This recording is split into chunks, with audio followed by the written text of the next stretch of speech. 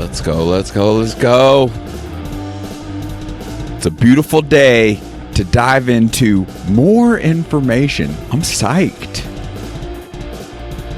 So, there's a few times, folks, the individuals keep bringing up Twitch. The platform Twitch. I've heard it's also tyrannical, similar to YouTube, but apparently it's kicking off a bit. I do not want to promote it. I just simply want to inquire as to what you guys have heard about it. Could it potentially be a good platform to at least expose some of the content we're going through here on a Muzzle Chat and try to get them over those viewers to free speech platforms such as Rumble? Because through StreamYard, we have a limited ability, but we're able to stream to three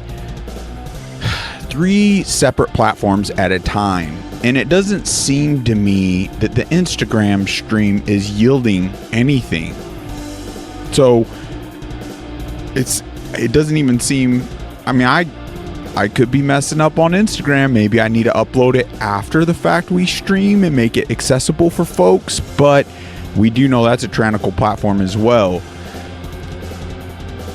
I don't want to have all my eggs in one basket. I'm just seeking your input. All right, but that's not what we're here to do today. So let's dive in. Welcome to a Muzzled Chat.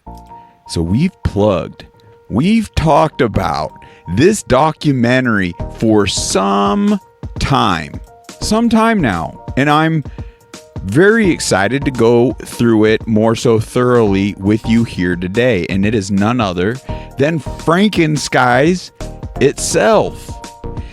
Before we dive into this documentary, very well done. And before people, don't leave.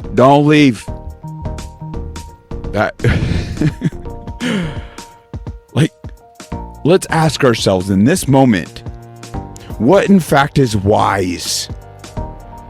Look, you got to understand, I do not want to shove this information down anyone's throat, shove it in their faces. I just simply want to address, why are we more apt these days to excuse ourselves from even considering what could be happening? Well, right here is proof that the narrative they're fighting to censor, because yes, I have been censored on this topic under misinformation on TikTok. This is also being censored to a degree on YouTube. And if you come out with heavy and hitting enough content that they don't want to censor you over, they will shadow ban you over, and you'll end up with a shadow ban. And that, my friends, could even be more dangerous than content you visually are aware is to being pulled down. Why is that? Let's be honest with ourselves. Damn censorship. Do we value freedom? Do we understand what freedom is? Because we are not a free people without our right, our God-given right, above any of our constitutional Bill of Rights. But we're not a free people if we don't have free speech. If there's any censorship happening in our society, period. You should be allowing criminals, obviously, you can't ban criminals from doing criminal activity. You can make laws against it, and to the point they break those laws, then there's, yes, in a properly formed society, there's ramifications for those laws. But you can't infringe on our First Amendment. And they're trying to do just that, so you don't come across information like this right here. Just even if you think, oh, this is a joke, there's nothing, but it's guys, step back. This right here, breaking. A Florida Republican lawmaker has just filed legislation to ban weather engineering and chemtrails. This in and of itself, folks, Florida introduces bill to ban chemtrails. and decades of quiet weather modification oversight. Now that's under the guise of weather modification. What is evil here to do? Deceive us. Now, whether there's in fact weather modification, it seems like they're actually becoming effective in a lot of those things, but did they ever stop to see what kind of impact it's going to have on our mental, our physical bodies, on our food production, all these things? Because inevitably all these products that they're spraying into the skies inevitably does settle down here on the ground in the environment we are living in. So could it be that the FRANKENSKIES is actually going through some of the science, some of the actual findings as to the impacts it's having? So right here, this just blows up a position where one would want to excuse themselves from this information and run with, let's say, oh, well, Google told me it's just water vapors and ice crystallization. Like, this wouldn't be happening, folks. Legislation wouldn't be being passed, and this fight being fought on our behalf, by the way, if it wasn't taking place. So it's taking place. So this is so crucial that we actually be like, okay, you know what? I might have been duped. I might have even been anti-chemtrail for some years now, but as this is coming out and it's making more sense. It's making me more curious, and it's okay. I've been wrong on many things. I'm probably wrong on some things today. I know I am, in fact. I just know it. I'm not perfect. I might be borderlining closer to the truth on some things, but you know, that's where it takes a community. We gotta have an open forum, open discussion, free speech, collectively bring back conversations to where we can agree to disagree and, okay, well, why is that? And not get all emotionally spooled. Could it actually be these tactics they're trying to sweep under the rug for so long now that are actually leading to the disconnect in our actual communication?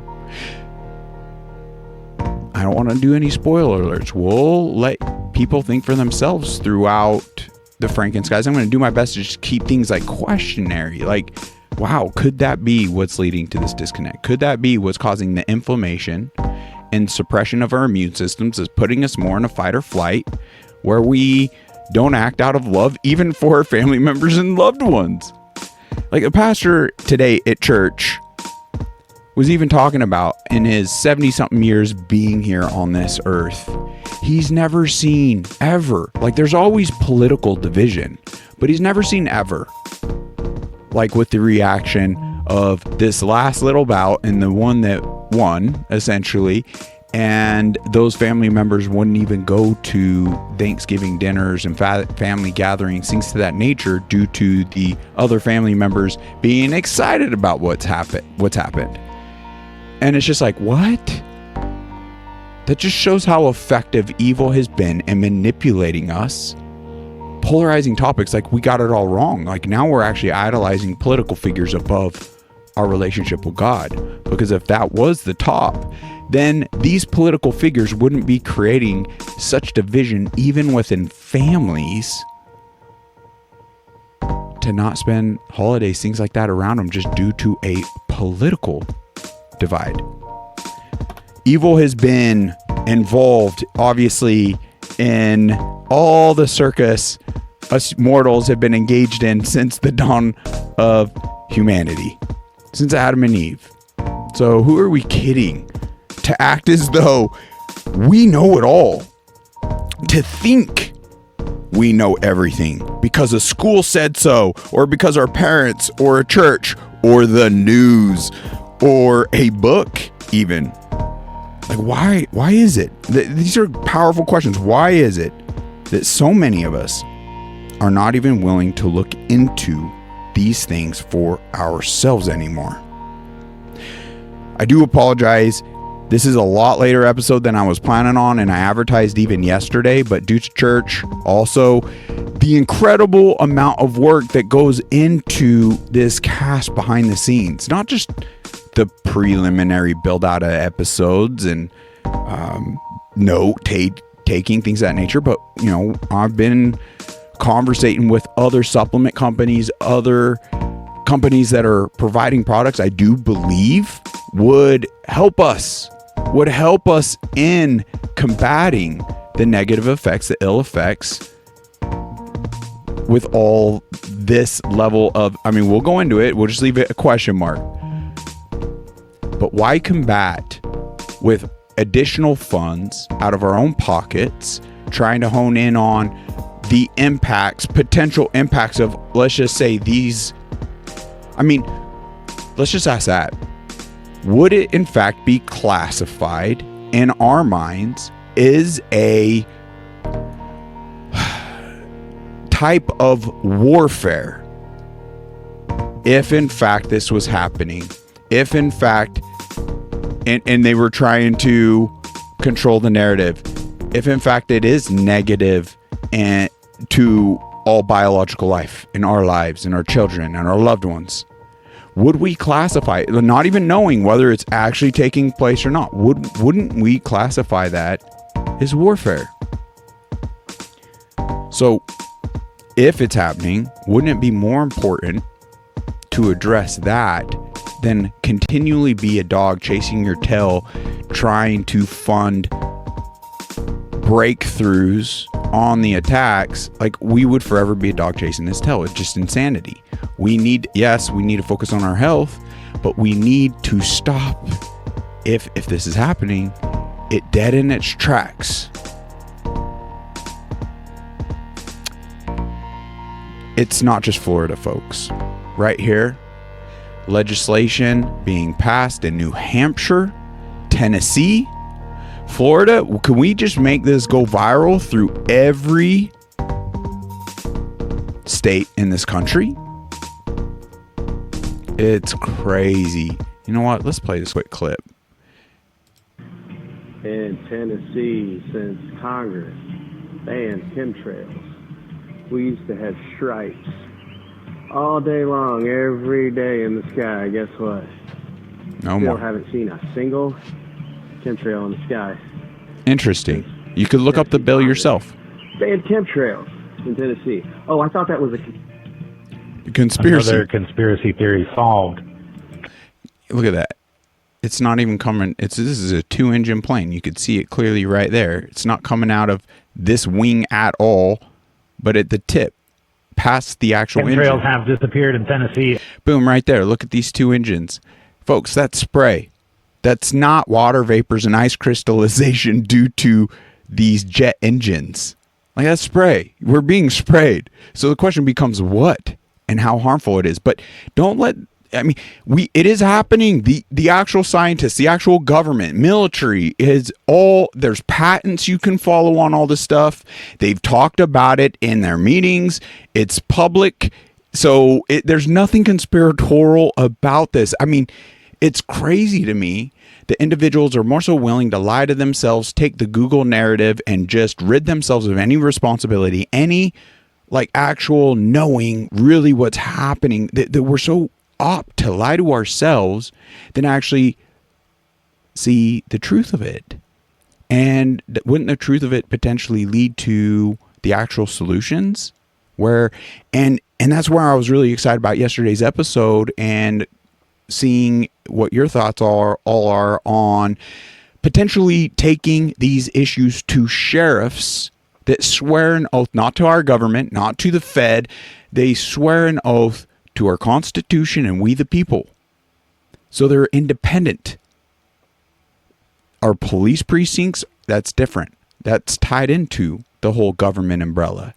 So could it be that the clearest path to addressing issues like this, when we gather all the information and start pumping it all into, let's just say, these sheriff's departments, could that be the best path in holding our state officials accountable? Because in fact, if they're not just, okay, if they don't listen to us, the sheriffs themselves can issue citations, fines, warrants for these individuals' arrests.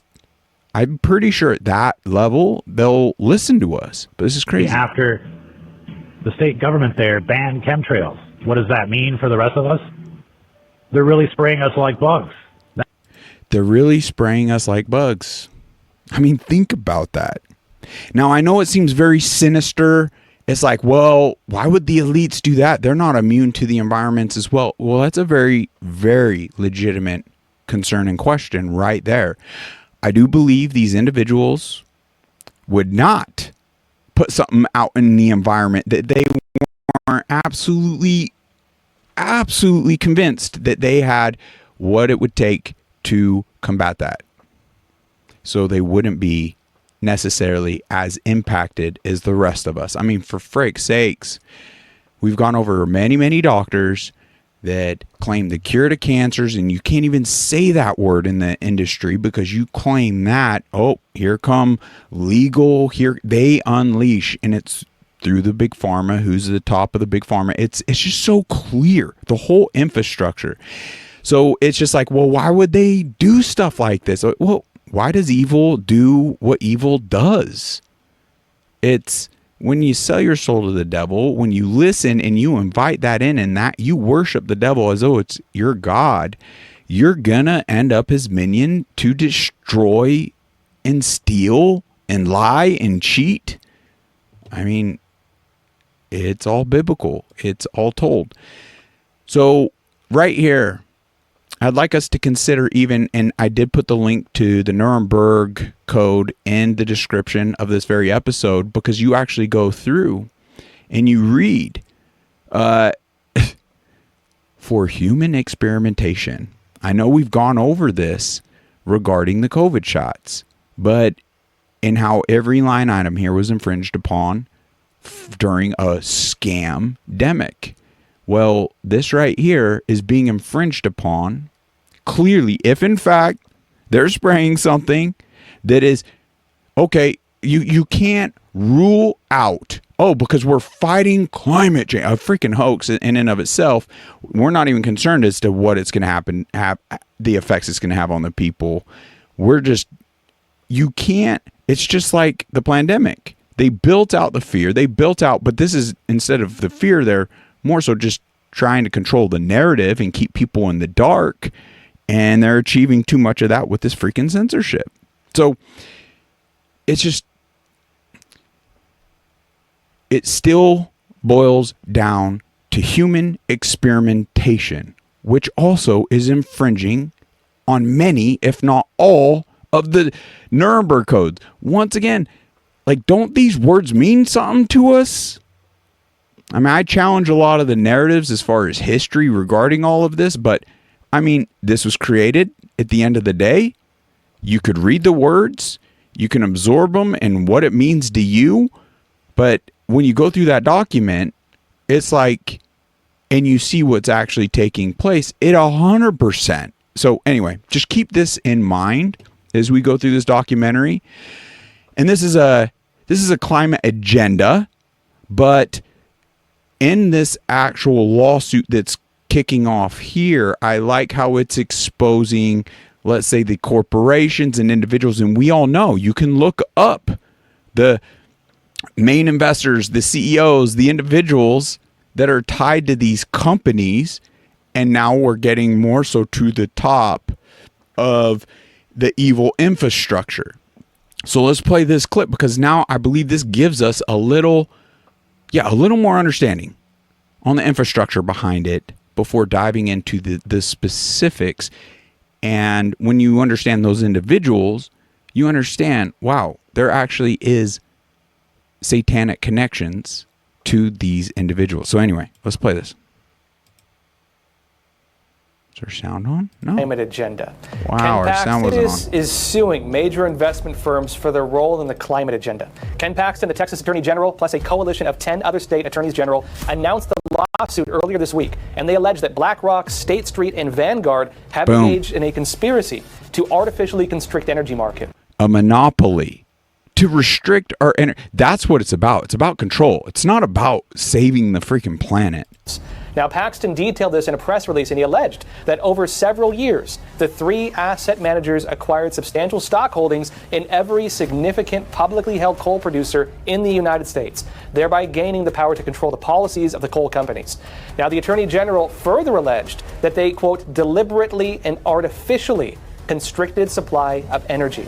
Now, BlackRock has refuted these allegations, but this issue is bringing to light the larger argument over ESG, environmental, social, and governance, and how it's not actually good for shareholders and so on, because in terms of this policy, many people argue it's in violation of the fiduciary duty of the investment firms, that their goal is to make money for investors and make money for people's retirements, not to be acting as activists. Wow.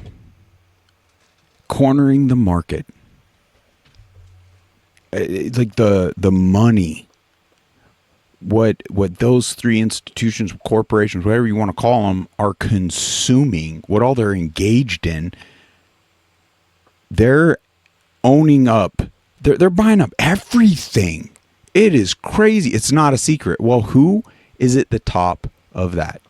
Now, I know we're getting a little off topic as to the FRANKENSKIES discussion, but humor me, bear with this, because this is like, well, why would they do such evil? Well, they are evil. This is a Rothschild ball in 1972, not even that long ago. Yeah, this isn't new. You are just barely finding out about it. Why do they have like a real actress woman, putting her face through the table and custom built out cakes to where they can eat? This is a projection. Could you imagine what they're doing? So this is like a private/public, like people are invited. So yeah, cameras and pictures and so things get leaked, things get out. Like this isn't done, let's just say, in secrecy, like behind closed doors, which these individuals are also connected to, like the secret things such as Bohemian Grove and these elitist groups. And there's so many ties to satanic worship. This is what they're willing to put out in the open. And this is another dining set of that same gathering. It's just sick. This is like ritual human sex. So it's all in the open. What these individuals are willing and all about, like their obsessions, their perversions, their control, overlord type mentality. I mean, they're tied into the World Economic Forum. What is that stated to it? We're a bunch of useless eaters. It's so freaking evil. Like right here. 10 years ago, everyone thought Mel Gibson was going crazy. But he was the only man at the time really boldly coming out with such shocking statements and claims, and this being one of them. Hollywood is an institutionalized pedophile ring. It is a den of parasites who feast on the blood of children.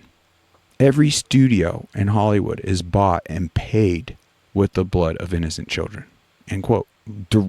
Like, it verified. This is what Mel's been saying.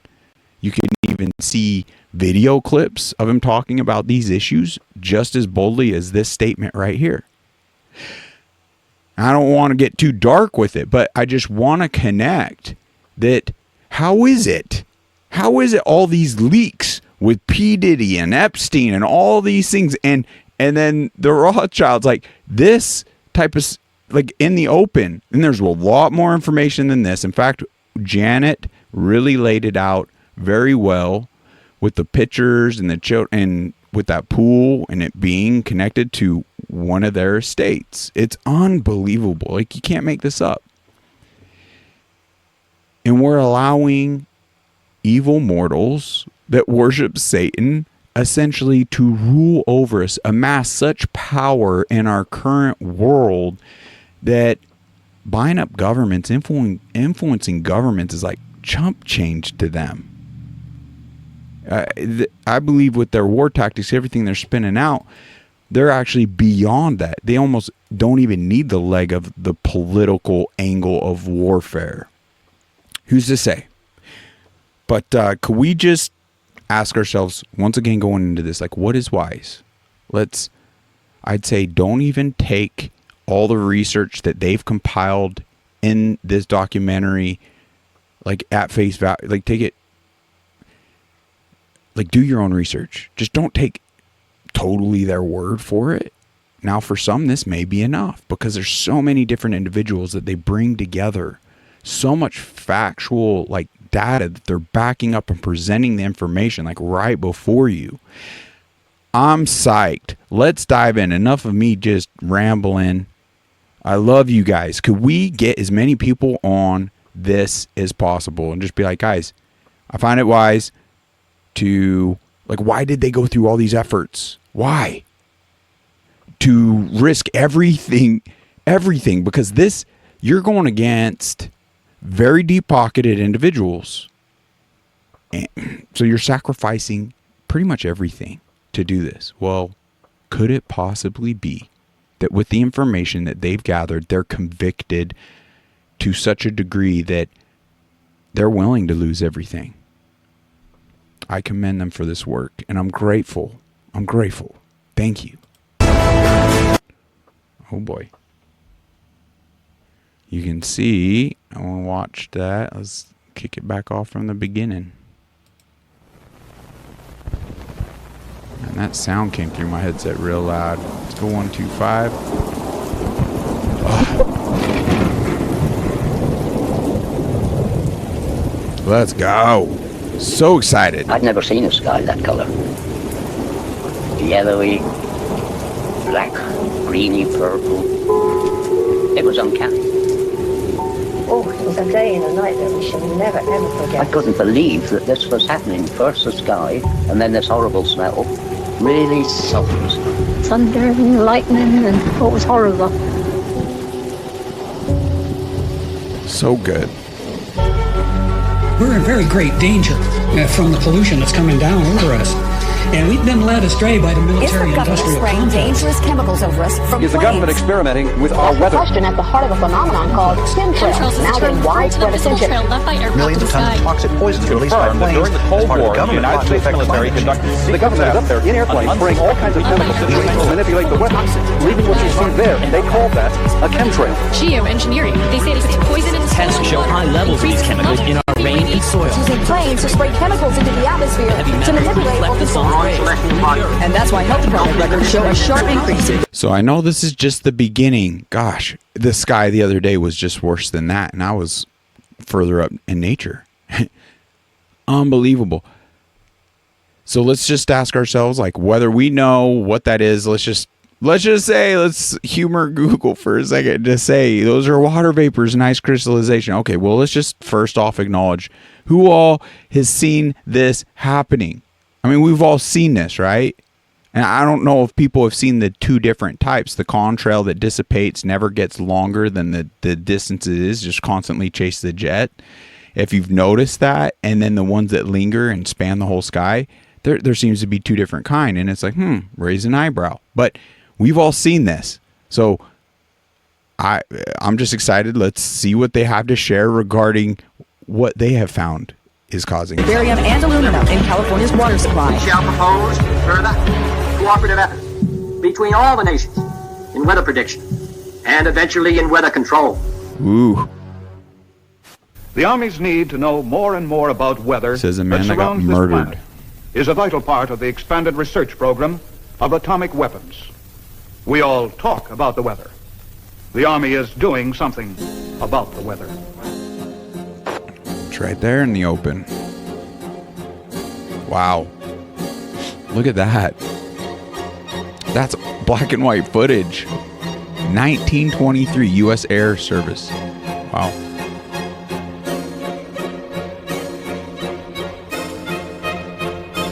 Wow.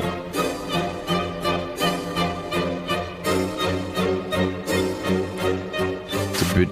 I would like to take you into the laboratory and show you a few of the experiments that led us to our outdoor experiments in converting clouds into snow. Using a home freezing unit such as this, we can form supercool clouds just like those in the natural atmosphere by taking a tiny piece of dry ice such as this and scratching it so a few tiny fragments fall into the supercool cloud. Long streaks develop, the particles grow very fast. They grow about 1 billion-fold in volume in a few seconds. Many millions of snow crystals form, and we get the same effect as is produced by dry ice. Dry ice is not particularly important as far as the fact that the CO2 is primarily important because it's colder than minus 35 degrees centigrade. This is a picture of the first cloud that we seeded back last November. Flying in a small Fairchild plane and putting dry ice from a small dispenser in the bottom of the plane, and within minutes saw long streamers of snow falling from the base of the cloud and evaporating into the drier air below. Under many conditions, of course, full-fledged snowstorms will be produced in this way. Wow. Nature at last has permitted to do a little something about the weather. This is being talked about in the open. Nothing conspiratorial about it. Experiments that they were doing to manipulate weather dating back to 1932 and through 1957. This is the beginning phases. It's cool. I'm pretty sure they bring receipts as to the advances being made, more so to current times. I don't know. Let's find out. Using Schaefer-Langmuir techniques, the Army Signal Corps and Office of Naval Research began conducting many of these experiments. In 1947, Project Cirrus expanded to test cloud seeding on a hurricane traveling eastbound 350 miles off the coast of Jacksonville, Florida. They dropped 80 pounds of dry ice into the raging storm, only to realize that the hurricane suddenly changed direction and began traveling back towards the United States. Savannah, Georgia, was hit by record-breaking winds of up to 85 miles per hour. More than 1,500 people were left homeless, and at least 2 people died. Total damage was reported in the millions of dollars, and the project and its participants were blamed for what happened. Wow. The night of the 15th of August, 1952, the worst flood in British history swept through the tiny seaside village of Lynmouth. 19 million tons of water devastated the area, killing 35 people and leaving over 400 homeless. 40,000 tons of boulders were dragged off the moors, destroying houses and cars. Reporters spoke to squadron leader Len Otley. He confirmed that he worked on Project or Operation Cumulus, which was also referred to as Operation Witch Doctor. What's more, in mid-August 1952, Alan Yates, a lecturer at Cranfield School of... By the way, when they mention these operations, I wrote them down. One of the times I went through this, and I wrote them all down, and I started researching that, and I started using even DuckDuckGo, other sources than Google, because there was manipulated information even about these operations.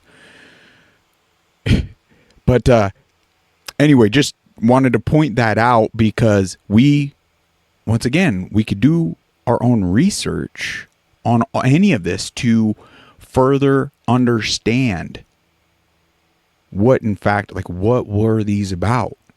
And it's shocking because it doesn't just tie into weather. I mean, my gosh, it's shocking. There's operations with biological warfare experiments right here on the people that, that's kind of a spoiler alert for futuristic episodes, because Lyme disease and what they did with ticks and the weaponization of ticks it's not conspiratorial. There's legit operation. It's just insane. Aeronautics at the time was And that dates back to the 1950s. to take part in cloud seeding experiments. According to Yates, the artificial rain fell over Lynmouth and washed the village into the sea. Newly declassified documents prove that Project Cumulus was indeed going on the day of the flood that year. Project Skyfire, Interesting. a U.S. forestry research operation concerned with the study Skyfire. of lightning in all of its manifestations. Project Skyfire is aimed at lightning fires in western Florida. In detail, the manner in which your work involves you in the dispersion of clouds which happen to have some effect on, or rather bring about thunderstorms or what have you. Could you tell our audience something about that type of work? Laurie, we're conducting experiments in cloud seeding aimed at determining whether or not weather modification techniques might possibly prevent lightning fires. Well, we carry this work on by seeding clouds with silver iodide nuclei. We disperse silver iodide from specially developed generators located either on the ground or on aircraft. Did you notice those operators were wearing masks? What about the people on the ground? Why are you supplying your operators to wear masks, but anyone down on Earth that inevitably will be impacted, how is that not infringing upon Nuremberg, like right there? Now, question is like, well, has this type of experiments continued? Experiments on us all? Could we be in the midst of one as we speak on a larger scale than, I don't know, You got to look up the specific one, Skyfire, like where all was this implemented, at least documented and recorded to be, right? It can be tricky to get to the bottom of the truth. Some of it's all there, like pretty easy to access. Some of it not so much. Our experience has been that we can do the best job through aircraft seeding. Again, man looks to his own efforts to increase the flow of water. Since the 1946 experiments of Dr. Vincent Schaefer, we have known that some clouds can be modified through seeding to yield additional precipitation. In 1961, Congress directed the Bureau of Reclamation to begin a long-range study of cloud seeding with the aim of eventually augmenting the nation's supply of water.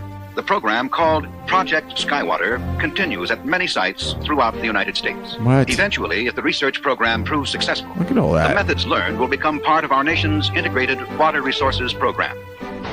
In 1962, during the Vietnam War, American forces responded with Operation Ranch Hand. Over the next 9 years, spraying an area about the size of Massachusetts with defoliants, the most notorious being Agent Orange. Large swaths of Vietnam were left barren. Enough food to feed 600,000 people for a year has been destroyed. Despite this sudden devastation, U.S. officials said the spraying created no lasting harm. Milton Ross, Special Forces advisor near Pleiku, has a son born without the tips of his fingers.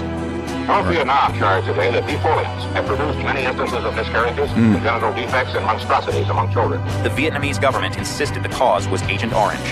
Although that war was long ago, there is lingering anger about the United States' use of a controversial defoliant spread by American aircraft in the jungles there.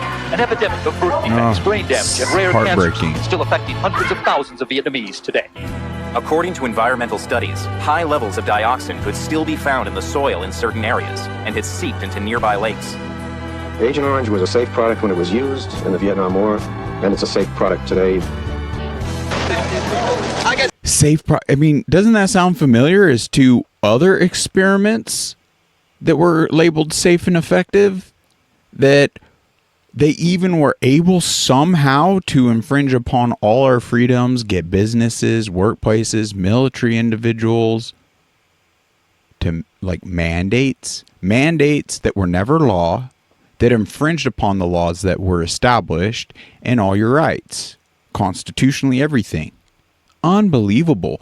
It really has been a blessing and awakening in a sense where, wow, it's really shifted my perspective. Like the American dream to me is, I don't want to say it's like a dead road, but it's just not a road to go down at all till these things are actually properly addressed. How is it we went through all of that? All this was talked about, and did they just control the narrative that well? Maybe there was more comforts. There was more of a robust, booming opportunity that it just was too appealing to not go down that American dream road versus assemble and like, nope, we're going to hold a proper accountability and this is never going to take place again. But until that happens, can't we see the repetitiveness, and it's only advancing, and it's advanced now to where there's multiple angles of attack. Well, I want to keep it more questionary at this point, not so definitive, but it's already putting pieces of the pie together. It's something to say. I want to know how come the fascist pigs have been seeding the clouds. Right. Last hour and a half, airplanes going over twice with all the smoke coming out of them seeding the clouds. And I want to know, why that stuff is going down, man. And why doesn't the media report that stuff to the people, man? Good question, and why? What happened? The planes come over for an hour and a half and they seed all the clouds. The second time people of unknown origin were seeding the clouds over the. I don't know what they hope to prove, man. Project Storm Fury assembles a team of highly trained scientists and technicians to fly into mature hurricanes. Scientists working on the project were convinced that they could reduce hurricane devastation using a process called cloud seeding by spraying the thunderclouds inside the hurricane with a chemical called silver iodide. This would become known as the Storm Fury hypothesis. The seeding planes fly across the eye and into these clouds, seeding the supercooled water droplets from the belt of maximum winds This is what's happening. As the silver iodide turns the supercooled water into ice, the heat released during this process causes the seeded clouds to grow and develop into a new outer eye wall. So what's in the sprays that are happening now? At that time, the United States Army were in Vietnam. Pierre Saint-Amand was part of the team assembled in a top-secret cloud seeding operation known simply as Project Popeye. In May 1967, as monsoon clouds developed over the Ho Chi Minh Trail, Armand and his team put their new weapon to the test. We ejected the material so that it fell into the growing part of the cloud, and it rained very heavily out of it, and everybody was convinced with that one experiment that we had done enough. Project Popeye had opened the door to a new and dangerous type of warfare. Some said, if you control the weather, you can control the world. Military planners imagined loading the clouds with radiological, biological, or chemical agents and having them rain on demand. You can attack your enemy using the weather, but deny ever doing so. Allegations were made that cloud seeding had not only made jungle paths impossible, it had also killed thousands of innocent people. But this didn't stop governments from continuing to explore ways of modifying the weather. This is crazy. Look right here. This is what's taking place. And yet, how is it that we'll just be spoon-fed a narrative as water vapors and ice crystallization, and that's okay, that's it. Yep, that's all I need to, even though there's two different type of things happening. There's contrails that follow jets, and then there's ones that linger all day. Like, how does one happen under that same definition, yet this whole other outcome event take place under that same label? What? We're lying to ourselves at that point. Like, what? I'm just curious as to why we're so apt to believe the narrative that's being spoon-fed versus challenging that and doing our own research. Like, even seeing this through, I'm sure people will pop in and then pop out. Oh, you're just not even interested. It's like, well, these are your skies too, you know? Your families, everything you love, what you're trying to do in this life. And if it's diminishing any of that resilience you need to really enjoy this existence, like, okay, I mean, it's your choice. We're not here to twist arms. We're not going to force anyone down and tie them to a chair. Unbelievable, though. I mean, I was there too. I was just so absorbed in my own life, living selfishly. But this is our lives too. It's just crazy. Sometimes for highly questionable purposes. And that message calls for new frontiers, new visions. It calls for us taking the steps now that will make us no longer second in space. 1962. It lays the predicate and the foundation for the development of a weather satellite that will permit man to determine the world's cloud layer and ultimately to control the weather, and he who controls the weather will control the world. Wow. It lays the steps that's necessary to provide a nuclear rocket that will produce benefits that are so unlimited that I couldn't tell you about them if I had all that time. Interesting. July 1976. Strange, unexplained blackouts in worldwide communications plague the globe and are covertly transmitting extremely low-frequency waves, otherwise known as ELF waves. It's called the Russian woodpecker because it was essentially that sort of clicking, pecking sound. In 1982, a report by Pentagon researcher L. Ponte alleges the Russian woodpecker signal is actually creating layers of artificial ionization in the upper atmosphere, which means it could have been bending the jet stream and altering global wind patterns. There's been a lot of research in military labs over what you can do with putting radio waves into the atmosphere. Some of the research indicates that one can move the jet stream around and thus induce weather conditions. It's no coincidence that the United States began building its own mysterious array of antennas. HARP is the High Frequency Active Auroral Research Project, originally a joint effort of the Air Force and Navy in cooperation with a number of academic institutions. The 180 antennas, approximately 72 feet tall, linked together to function as one giant steerable antenna. Steerable because it can aim millions of watts of ELF waves into one tiny patch of the atmosphere. HARP is one of several ELF wave transmitters located all over the globe. Working in tandem, these transmitters alter the weather anywhere in the world, potentially changing the jet stream's course entirely. The intense energy being beamed into the sky by HARP sends pulses of ELF waves into the ionosphere. The waves get reflected back down and pass through the Earth and ocean. But HARP's startling potential doesn't end there. It's linked to a strange phenomena occurring in our skies. Here we go. By the way, those things exist. I mean, you could zoom in on Google Maps into these areas and see the build out of these facilities yourselves. You can even travel near enough to see them with your naked eye. They exist. Now, as to what impact they're having, well, some of the researchers and individuals that were assigned these speak out on how effective they have been manipulating weather. So it's not necessarily conspiratorial as to whether they exist or what they're trying to do with them, and their reports say it all. So it's on clear days, great you can often information. see long white lines being traced high in the sky. They are contrails of jet aircraft, actually long, slender clouds. Weathermen are finding them especially fascinating because a theory is being developed that those long white lines may be changing our weather for the better. Details from Roger O'Neill. The exhaust from jet engines, usually seen as long, thin trails of white clouds behind high-flying jet airplanes, may be a big reason why there are 30 fewer days of sunshine a year in the Midwest now than there were in 1900. The daily range between high and low temperatures has also narrowed. In the absence of natural clouds, given the correct atmospheric conditions, jet aircraft in high frequency can almost completely cover the atmosphere with clouds. No one is trying to make clouds now using jet engines, but this study suggests that jet travel is inadvertently making our days more cloudy. And someday, weather researchers may be able to use jets on purpose to change our weather. Roger O'Neill, NBC News, Champaign, Illinois. And finally, a federal report today predicted possible catastrophic warming of the Earth by the 1990s with a strong climate change. Started the narrative. Hurricane Gloria is moving on the East Coast tonight like a monster out of a science fiction film. 3,000 homes went underwater, and of those, almost 900 were destroyed. From 1987 through 1992, California experienced the most severe drought in the state's history. According to NOAA, an anomaly occurs in the jet stream.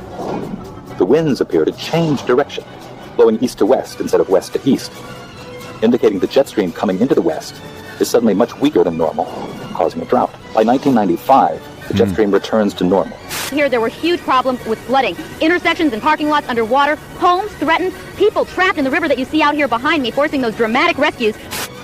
This U.S. Air Force report graphically outlines the military's desire to exploit and manipulate the weather for the purposes of war by the year 2025. According to one of the most harrowing lines in this report, quote, "Weather modification is a force multiplier with tremendous power that could be exploited across the full spectrum of war-fighting environments."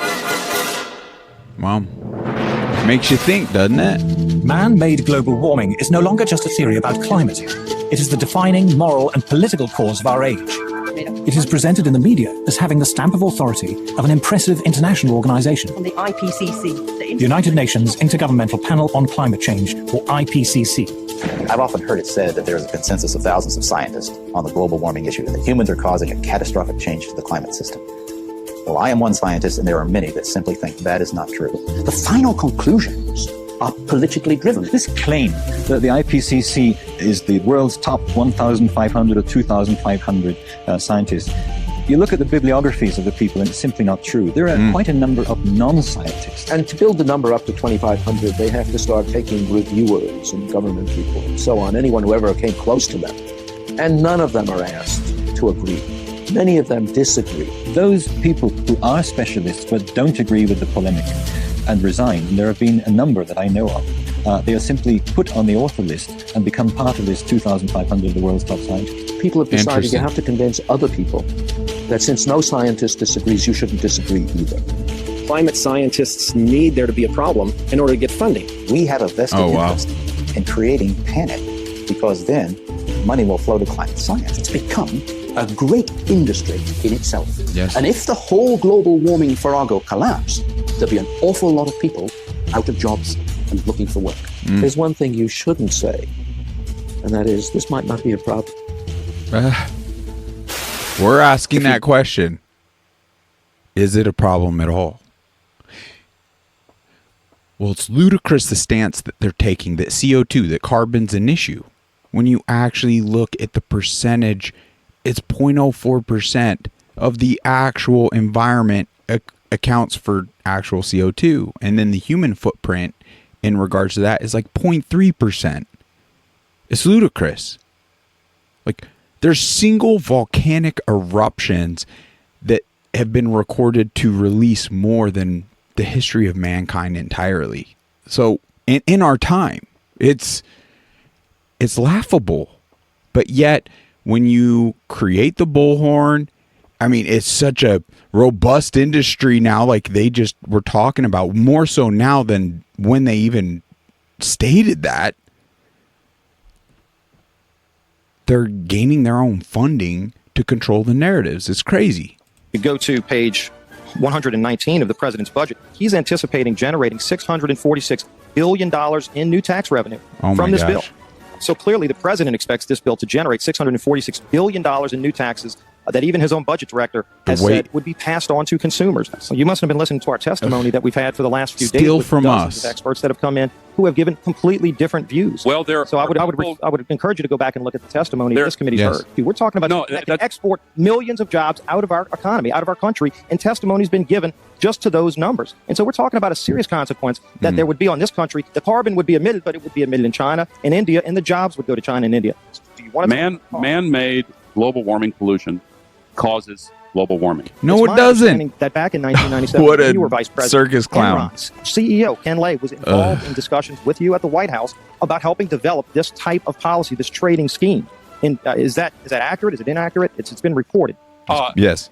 I don't know, but I met with Ken Lay, as lots of people did before anybody knew that he was a crook. And clearly, you can see why so many of us are concerned about turning over this country's energy I didn't know him well economy. enough to call him Kenny Boy. You knew him well enough to help devise this trading scheme, and obviously we know what Enron and these big guys on Wall Street like Goldman Sachs, and I know you've got interest with Goldman Sachs. No. These people, yes, he does. That's been reported. Is that not accurate? No, I wish I did. I'm saying that there are going to be big winners and big losers in this bill, and I think that should be noted, that companies like Enron helped come up with this trading scheme that would Enron.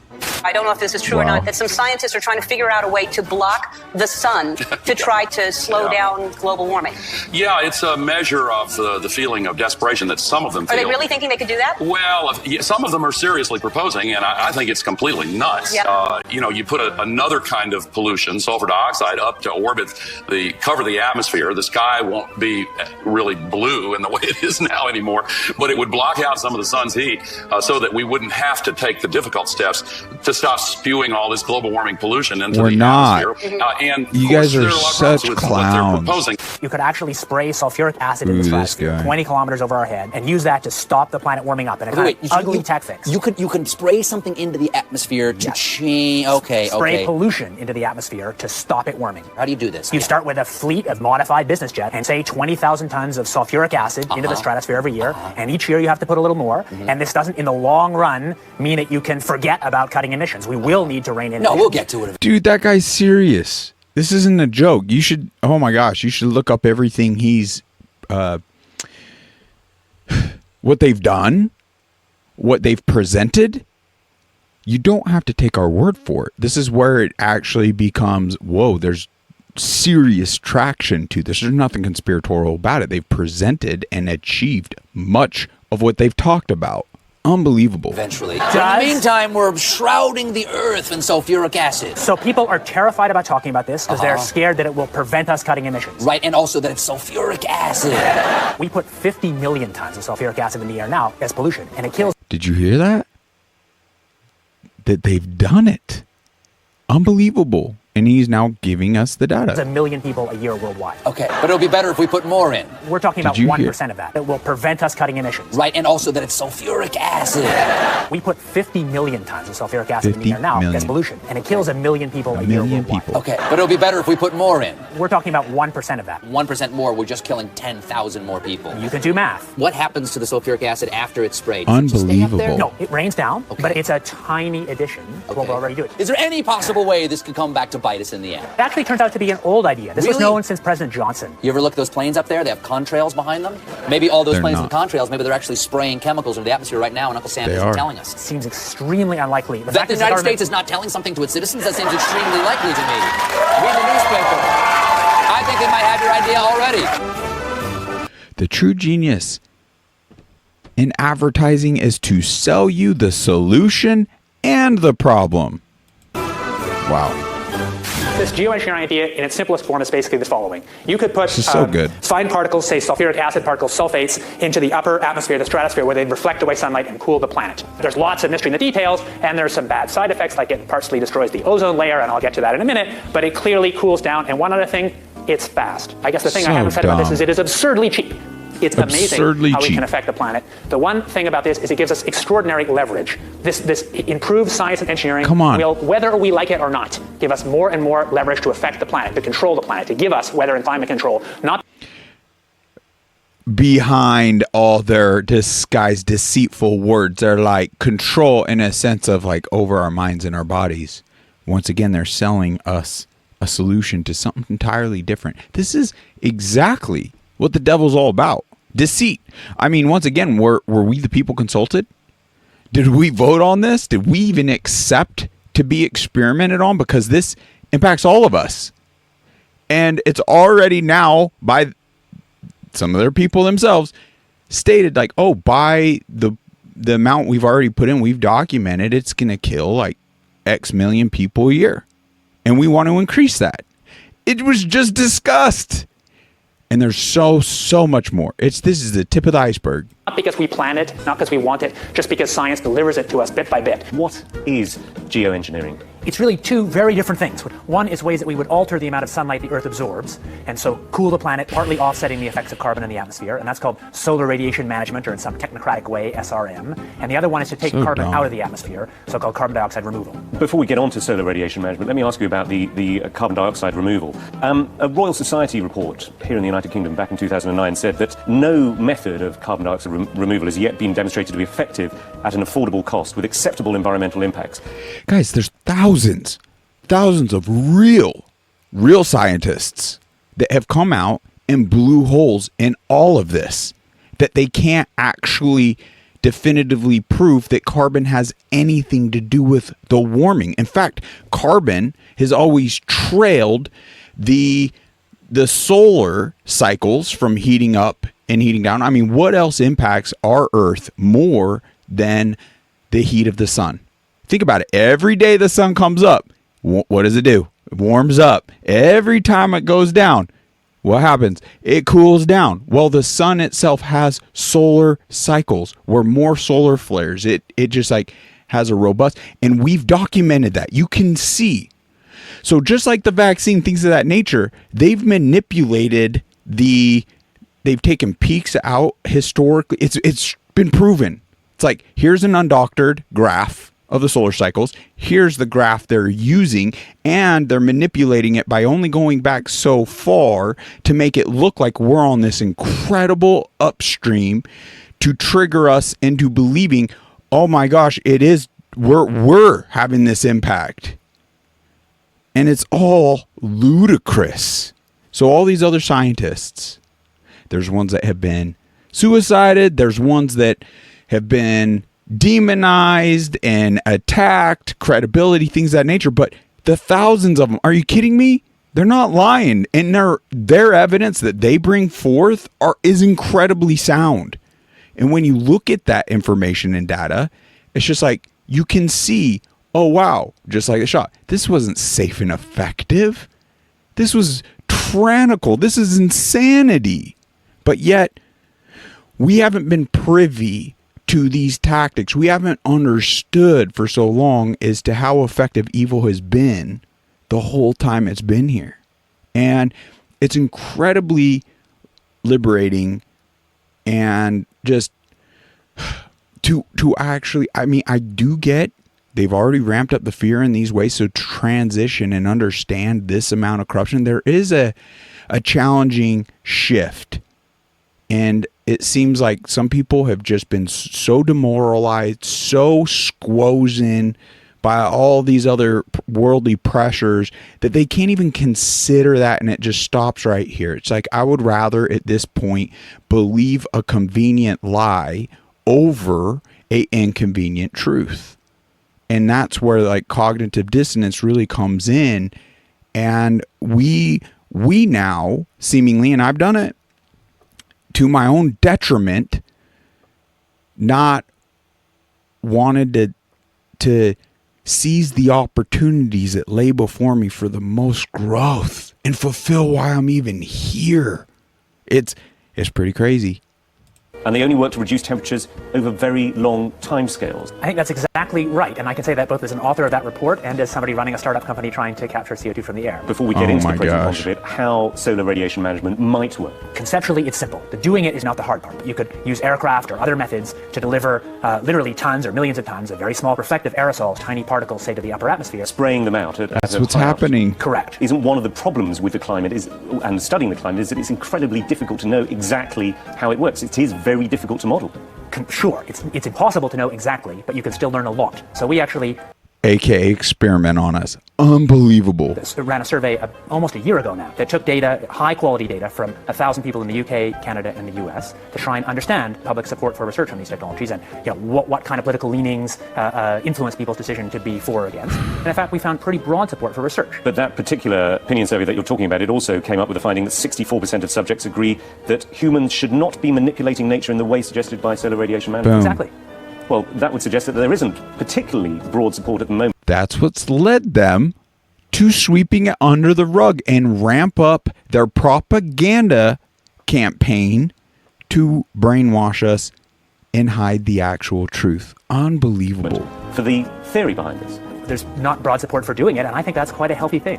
I mean, I'm one of the people who, maybe starting 20 years ago, most helped to open the door to get public conversation going on this thing. How do you think, in that case, the public can be convinced, given that there is, as we saw with this project in Britain, they don't care what the public has even to about say. Research at what you say is a very, They're very doing it benign anyway. level. Public opinion will evolve over a long time, and from my point of view, the goal is to try and make that public opinion be able to be shaped by facts as well as possible, and also shaped by people's values. It's not to promote by this. manipulated data. Well, it is in part to promote this. I mean, you're a great enthusiast for this, and as you said, you have your own private company, which is... my private company works on a very different part of it, which doesn't suffer from these governance challenges. But it is all to do with the issue of geoengineering. I mean, you know, it's an incredibly sensitive topic. I actually don't think my job's promoting. My job is to help clear thinking and clear knowledge about the tools Manipulate we have to regulate climate risk, among them this one. And I'm perfectly prepared to find that results show that we should never do this. So if it works, and again, we don't know it does, it provides some protection in the near term.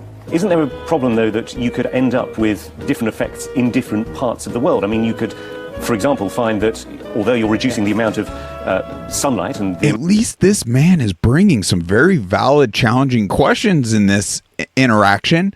But where are those thousands of other scientists to follow and pursue after this interview? Why aren't they getting a platform? Why is this man so publicized, bouncing around from this organization to that? At least this guy's presenting some type of challenge. The amount, therefore, that the Earth is warming up. Rainfall is affected in different ways in different parts of the world. Right. Absolutely. Essentially, the scientists and technocrats, including myself, I guess, are helping to invent a thermostat knob. But it's much easier to invent the knob than to figure out who should be in charge of it in a world with many states. No, indeed, and I want to come on to the governance, but I want to ask specifically about the science of this, which is how far can you tell whether the effects of solar radiation management are then going to cause perhaps a catastrophic loss of rainfall in a certain part of the world? At the moment, it seems to be hazy, this. I think it's not as hazy as that. So using exactly the same climate models as we've used to estimate the problems with CO2 in the atmosphere, the underlying climate problem, we've applied the same models and same techniques to look at this. Wow. And the results so far, I have to say, look pretty good. That's why we're paying any attention to it. Richard Branson himself, who owns the Virgin Airline Group, was quoted back in 2009 in the New York Times saying, if we could come up with a geoengineering answer to this problem, we could carry on flying our planes and driving our cars. It's going to cost a lot of money. And yet I mean, let's be clear here, you and your company are after Branson's money. The cheapest thing to do is to use the atmosphere as a waste dump. And if we want to stop doing that, we must have laws that restrict the ability to use the atmosphere as a waste dump. My question is, are you not concerned that you and your... Ooh, look whose face is popping up and what he's lobbying for. Come on. If you haven't seen the Fall of the Cabal series, what is it? Janet dedicates a solid 5, 6, and he continually gets brought up. But there's a solid 5 episodes exposing this spawn of Satan. 100%. It might seem far out, but check out the Fall of Cabal. We went through it all, or just utilize the links in the description and you could rule me out, but absorb Janet's amazing gifts. That's something I'm actually trying to do better at. And she obviously dove into some dark places through some of the episodes, exposing some of this evil and their satanic rituals and things that their bloodlust, essentially. But she goes about it in such a light-hearted, breathing light. And I admire that, and I'm doing my best to do better. I mean, your company, Carbon Engineering, is looking for money from people like Richard Branson. It's funded, I think, in part by Murray Edwards, who is a key figure in tar sands, which is seen as one of the dirtiest fuels on the planet. It is. Are you not slightly concerned about the people who you're getting into bed with? I'm happy to take money from serious folks who have a broad set of interests. No problem. First of all, I should say, for work on SRM, on these very high leverage technologies that have security concerns, I believe there should be no private action, there should be no for-profit action. I believe it would make sense for SRM to actually restrict or eliminate the possibility of patenting. Isn't your company involved in several patents at the moment? Yes. This is the difference. So for capturing CO2 from the air, that's an encapsulated small Feed us more technology. It should be lies. regulated by the normal laws. It's inherently expensive, so there's no risk of sucking all the CO2 out of the air because it costs so much. Any technology you have that removes CO2 will have local risks, maybe unacceptable risks, but those risks can be managed by the normal local risk management we have. So That dude's question totally exposed this snake for what he is. He just talked about, he used words that, oh, it shouldn't be patented. And then he just, well, your company has a lot of patents on these things. So it just exposes the deceitful, like the intentions are not, he's worse than a snake oil salesman. Worse. Intentions are, and he's willing to take money from anyone. Any serious, how he words it, it's just so gross. I think that I'm happy to see private action on cutting emissions by making solar power or electric vehicles or capture from air. I'm not happy to see public action on technologies with this huge leverage, like putting particles in the stratosphere. I'll tell you a little bit about some new work we've been doing, thinking about how you actually might put aerosols in the stratosphere. Boom.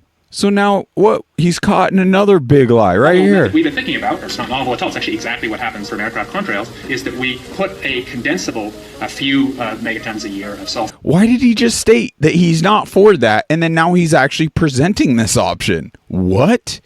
Would be enough to produce sort of 4 watts per square meter rate of forcing directly out of the back of an aircraft. There's a huge literature in the nanofabrication world about making fine particles from low vapor pressure gas, and there's nothing very hard in terms of aircraft engineering. If you go to aircraft engineers and we've done this, they say that would be easy, we could do this if you want us to. We've mostly thought about sulfur, and there's a lot of good reasons to think about sulfur, because sulfur's what nature does, at least in this version of the model, is if you put sulfur in continuously, you actually get a remarkably ineffective result. Nevertheless, there might be some good reasons to think about alumina. The big deal really is that alumina has 4 times the volumetric rate as sulfur, but roughly 16 times less than aluminum. So you could get away, we think, with much smaller mass flow. The little picture is from a nanofabrication study, which shows you can make high-quality aluminum particles just by spraying aluminum vapor out, which oxidizes. So it certainly seems pretty cost-effective and easy to do this with aircraft that are not very different from conventional aircraft. High-class business jets like the Gulfstream have wing designs that are very efficient. So with slightly different engine choices, they can easily deliver large weights up to sort of 20 kilometers or a little higher. And you could do that by either building new versions of these aircraft or even re-engineering existing aircraft. We have engineering firms that can do it. So you go to an engineering firm and you want this done. They don't say this is hard or unusual. They say, okay, yes, we could do it. Once you realize you can make things by direct condensation from vapor, then all sorts of different compounds are possible. But it's much, much harder to actually figure out the environmental risks and effectiveness of these new methods than it is to cook them up. Aerosol geoengineering looks like it is so cheap that the cost is basically not going to be an issue. That means that implementation decisions will be risk-to-risk decisions. And yet, this is all conspiratorial. This man doesn't exist. He did not do this presentation. Like, are you kidding me? You don't have to take our word for it. Like, they say it themselves. So the key factors are this is fast, it's cheap, and it's inherently imperfect. It cannot compensate for the amount of CO2 in the air. On a commercial basis, I do absolutely no proprietary commercial work on solar radiation management because I think such work would be wrong. Wow. Solar geoengineering refers to a set of technologies that could allow humanity to deliberately increase the planet's reflectivity, and so partially offsetting the temperature changes and other climate changes that come from the accumulation of carbon dioxide. Solar geoengineering can be very inexpensive. The cost might be something like $10 billion for the whole planet. That sounds like a lot of money each year, but in fact that's something like 1/10,000th of global GDP. Oh my gosh. Yeah. Who's going to fund that?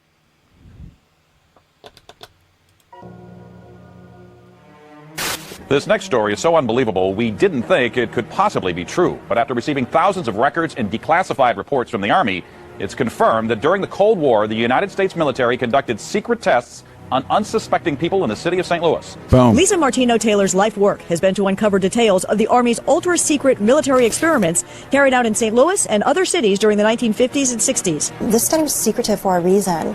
They didn't have volunteers stepping up and saying, yeah, I'll breathe zinc cadmium sulfide with radioactive particles. These Army archive pictures show how the tests were done in Corpus Christi, Texas in the 1960s. In Texas, planes were used to drop the chemical, but in St. Louis, the Army placed chemical sprayers on buildings and station wagons. City officials were kept in the dark about the tests. The Cold War cover story was that the Army was testing smoke screens to protect cities from a Russian attack. Clearly, they went to great lengths to deceive people. By making hundreds of Freedom of Information Act requests, she uncovered once classified documents that confirmed the spraying of zinc cadmium sulfide. The greatest concentration of this compound was sprayed near the Pruitt-Igoe housing complex just south of downtown St. Louis. It was home to 10,000 low-income people, and an estimated 70% were under the age of 12. And they've ramped up their attempts to control and hide these things they're doing. You won't see these new supposed news. They're propaganda. They've been bought out. They've been owned. They've effectively controlled them. The majority, even for us, like this should be the most alarming thing. Once again, we're not a free people if there's any level of censorship happening. And this very talking point, insanely censored. Why is it that the most, as a content creator now, I guess is what I am. I don't, didn't ever want to be, but got to do what we can with what's taking place. When your health gets challenged to the degree, mine has, and it's connected to biological warfare. This is biological warfare in a different sense. I mean, are they weaponizing the insect? I mean, that's like a different layer to ways they could negatively impact our health. And when it takes you all the way to death's door and any quality of life in your day-to-day, I mean, maybe people need to experience it themselves before they actually wake up. I'm just trying to articulate it. It's not about me. It's not really about my story. It's just through the situations I've dealt with and I've now encountered. It's just, I don't want it to have to resort to that. And if too many of us, through means like this is what's crazy. None of us are immune to this. Unless you have whatever elixir or whatever method of rendering this tactic not effective on you, this is going to impact everyone. And if we all get deteriorated to that point, there's just no way we're going to be able to combat it. And now they have us exactly where they want us. It's crazy. I hope people have enough function and love for their families to finish this documentary up, because, oh man, it's still just the tip of the iceberg. This whole documentary in and of itself, is profound as it is still the tip of the iceberg. It's crazy. The information's out. We shouldn't deny or lie to ourselves about it. Martino Taylor claims they all unknowingly inhaled this compound morning, noon, and night, so the government could measure its effects on their lungs. So this is in violation of all medical ethics, international codes, and the military's own policy at that time. And Venezuelan leader Hugo Chavez has once again accused the United States of playing God. This time it's Haiti's disastrous earthquake that he thinks the U.S. was behind. Spanish newspaper ABC quotes Chavez as saying that the U.S. Navy launched a weapon capable of inducing a powerful earthquake off the shore of Haiti. He adds that this time it was only a drill, and the final target is destroying and taking over Iran. A wild accusation from Iranian President Mahmoud Ahmadinejad. He says Western countries are causing drought in certain parts of the world, including Iran. He says they're using high-tech equipment to drain raindrops from clouds. He basically says European countries are stealing rain from Iran for their own use. Is it wild? You know, they were talking about climate change yesterday, and now we're learning that scientists and researchers are looking at how to change the weather on purpose. That's right. Lasers now could one day manipulate rain and lightning. That's right. Well, as Mark Twain once famously said, everyone complains about the weather, but no one ever does anything about it. Well, instead of doing a rain dance, we physicists are firing trillion-watt lasers into the sky to... What? What did you just say? This seems so science fictional, but they're saying it. And then we know some of this equipment has been so effective that they've even installed this type of system on military aircraft. Interesting. Actually precipitate rain clouds and actually bring down lightning bolts. When you have water vapor and you have dust particles or ice crystals, you can precipitate rain. It condenses around the seeds. These seeds can also be created by laser beams. By firing trillion-watt lasers, you rip apart the electrons, creating what are called ions, bringing down rain and even lightning. Well, I remember reading the stories that China had used this during the Olympics, that the USSR had used this after Chernobyl to create rain clouds. I mean, did those really work then? We have some of these capabilities now? Inconclusive. Even in the 60s, the CIA used this to bring down monsoons during the Vietnam War. CIA. Have been playing with this thing. Alleged to, right. Yeah. Now, alleged. We realize that for decades now, these governments have been alleged to have experimented with weather control, but nothing conclusive. We're actually using trillion-watt lasers now. They're public officials. The whole infrastructure is supposed to be public for all of us. We are private citizens. How is it all backwards now? And how is it people will, when their own individuals are coming on and speaking on these topics, how is it conspiratorial? That in and of itself is a CIA op to put up the proper roadblocks to essentially manipulate and gaslight us and not actually seek that transparency in the information. Because if we actually knew, these institutions wouldn't just be torn down. The very individuals that were engaged in these things, they would be, if tried and convicted, they'd be hung in the streets. 100%. Crimes against humanity. We didn't okay. Even if, they have the data though. It's not just entirely experimental. When you look at the data, even with Pfizer and those shots, the argument 100% could be made is this was intentional outcomes. These weren't adverse effects. They're intentional. You guys knew better and you hid that information and you wanted to hide it from the masses for 70 freaking years. What is that about? Anyone that wants that level of control and withholding that, that's a criminal organization. They're now running under deceit. Unbelievable.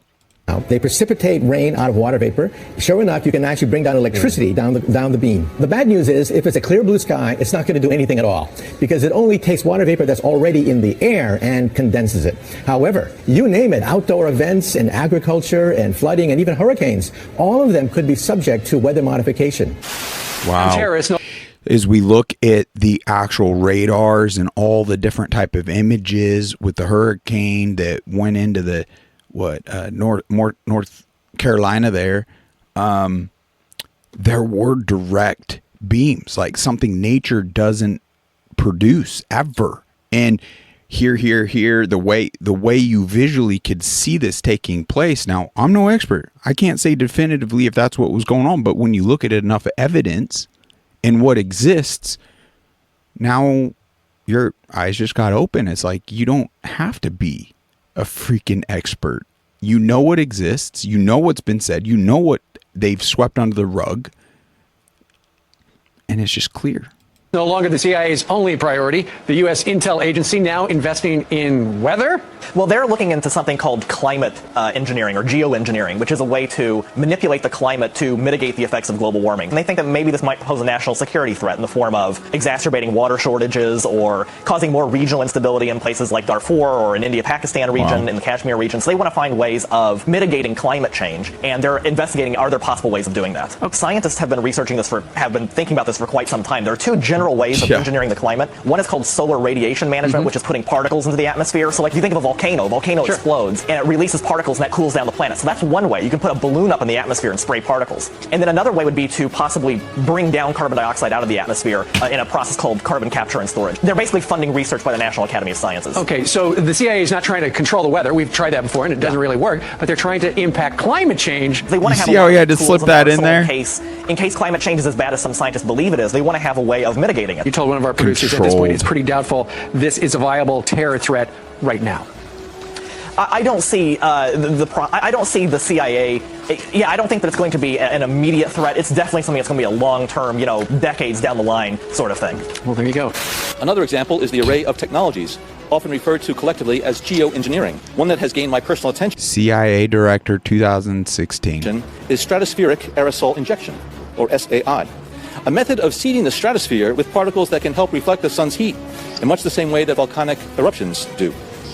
An SAI program could limit global temperature increases, reducing some risks associated with higher temperatures and providing the world economy additional time to transition from fossil fuels. They didn't gain with their research the general population just through putting feelers out. No, the general we were more so 60+% of us were like, no, that's not good. Well, all right, I guess we got to go about it through plan B and not include the public. It's all right here. This process is also relatively inexpensive. The National Research Council estimates that a fully deployed SAI program would cost about $10 billion yearly. Now, I could go on and on and on and on about the things that fascinate me, but rather than talk about them, I thought I'd stop here. Wow. Thank you, Senator. The Air Force has gotten great value out of HAARP in the past. We took over from the Navy and managed it and actually did a number of experiment campaigns up there and have finished our work that we were interested in doing up there. We've moving on to other ways of managing the ionosphere, which the HAARP was really designed to do, was to other ways in the ionosphere, be able to actually control it. And but that work has been completed. The Air Force that work has been completed. Has maintained the site for other government agencies to use for several years now. And with DARPA completing their project, that's our last government customer that we have in the site. We have put out a call for other agencies that had interest in managing the site or taking it over, including going out to academia. In a time of deceit, telling the truth is a revolutionary act. That's another great one. And they've made it extremely hard for those willing to expose their hidden agendas, aka telling the truth. Very challenging. Janet, the creator of the Fall of Cabal, come on, she's no longer with us. She was so passionate, so on fire, she did not take her life. Look at what she exposed. Unbelievable. And I do question my own sanity. Here I am fighting that same battle, trying to expose this, and yet that has been I can't force this upon people, and so I've been humbled in a huge way.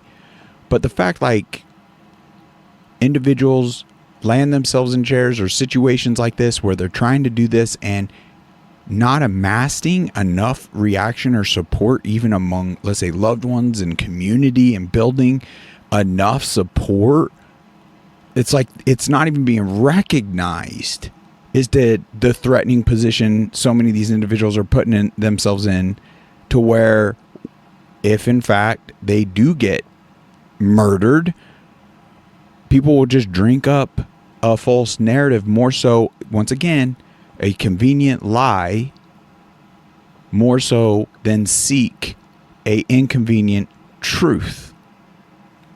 It's very sad, but I'm willing to die on this cross, and then whether or not it in fact leads to more awakening or people just blindly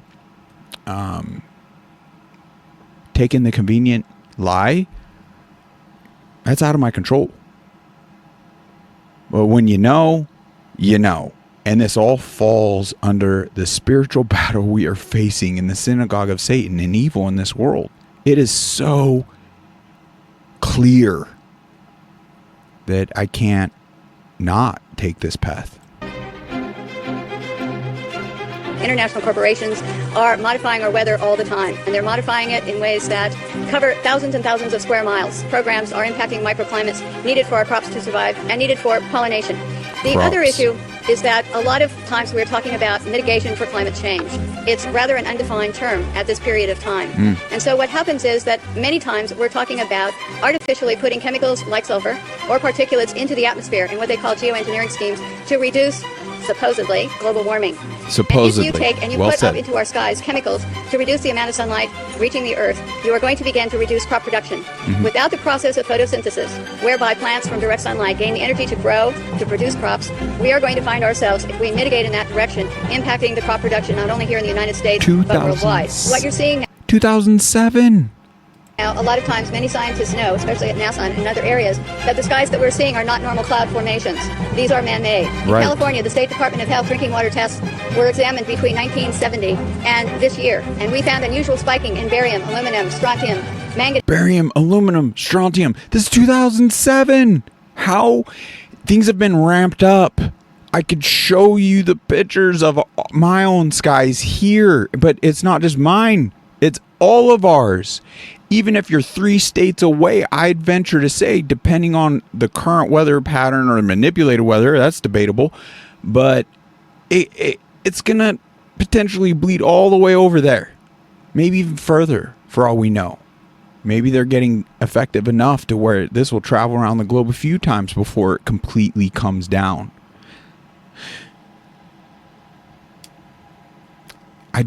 Let's not continue to be dogs chasing our tails, trying to achieve health. It just saddens me. Like, I know individuals that are taking their health so seriously. They're buying literally hundreds, if not thousands of dollars of supplements every month, just trying to they've had little breakthroughs, and they're just now on this pursuit of gaining back where they know. Even in this moment, folks, as I'm trying to articulate it with you, with the Lyme and this type of thing continuing, who's to say? Who's to say if we eliminate it where naturally we would be? But I'd venture to say we wouldn't need to spend those thousands or hundreds and be on this endless pursuit if we just maintain a healthy freaking environment for ourselves. But that's one of the most frustrating things for me in doing this is the frustration within myself, because I could feel the mental blocks and the cognitive difficulties where that word is right there and I can't get it. I can't find it. Or I listened to something back and I was like, wow, that was way more clear in my mind.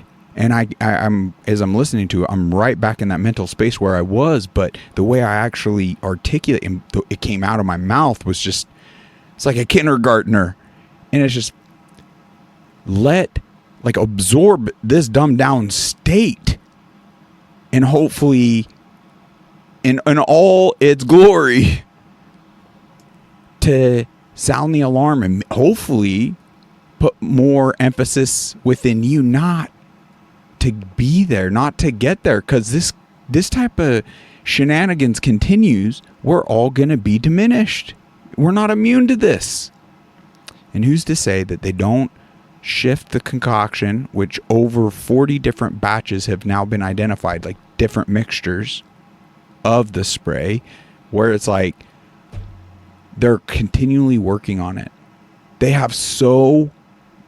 gaining so much funds and momentum in this arena.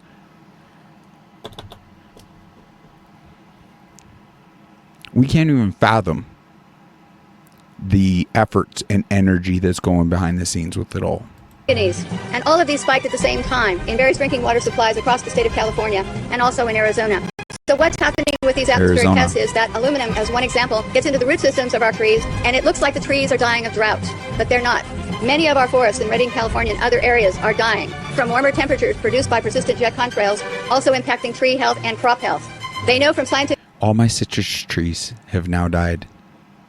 I had a blood orange, an orange, grapefruit, and in fact, I just lost. I should post pictures of that. I just lost a massive mature pine tree, and which was interesting. And I had an arborist over, and he's like, yeah, I've seen other in the neighborhood as even I was driving over, and it has been attributed to these beetles. But when we chopped that tree down, which was a whole day, it was a real mature pine, there was no burrowing. I didn't see any remnants in the bark and the actual like meat of the tree, like beetles burrowing itself. It's like, well, what killed this?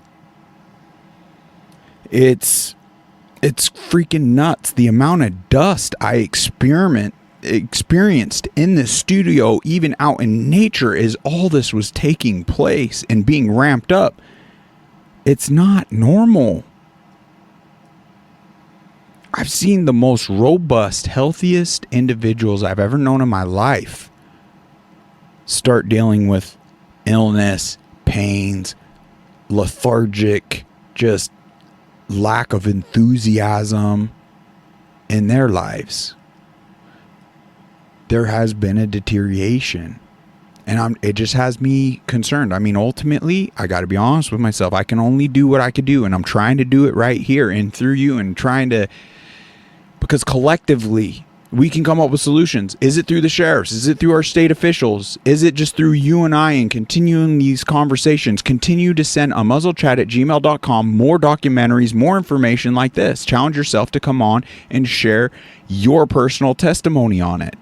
Like, let's shift the paradigm to where it's actually, it's either, this is now more the consensus as to we understand what's going on and we can collectively provide the solutions, or even at least open the door to where we can have these conversations again. But once again, I believe it's the deteriorated states that's leading us to not even challenging ourselves in these conversations, because it has become more so conflicts.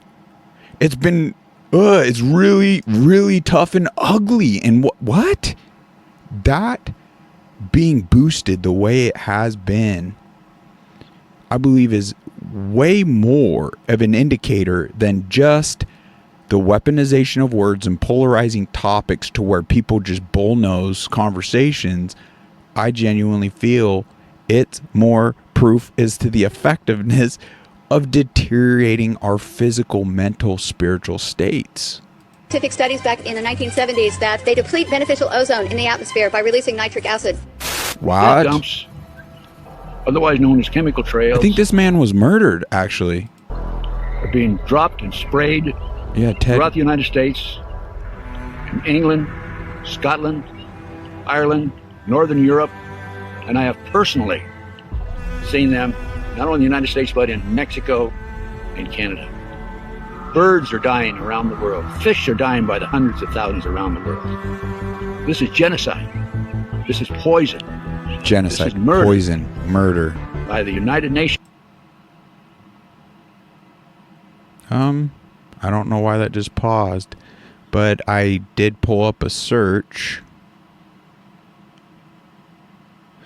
And, I mean, whatever. We got to go further than just a quick Brave search. It seems like Brave is becoming more so like Google every single day. You got to do better deep dives. But it seems like followers, conspiracy theories suggest that his death may not have been natural due to, the topics and everything and the timing of death. All foul play. Once again, anytime this word gets thrown out there, it's just like, okay, that merits more and more investigation. Okay, let's see if this will keep playing for us. What is going on? Well, we're dealing, could be coincidental. I don't know who's to say, but 4240. Holy smokes. Let's back out. I apologize about this hiccup. What's going on? I guess it's thinking. Let's close out some of the windows. Oh, I don't want to close these, man. We reference them way too much. What is going on?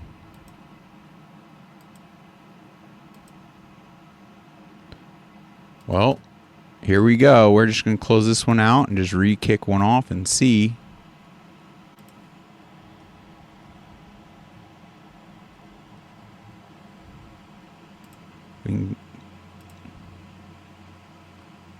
Are you freaking kidding me right now? I seem to not be glitchy. You can hear me all right, right? What is going on?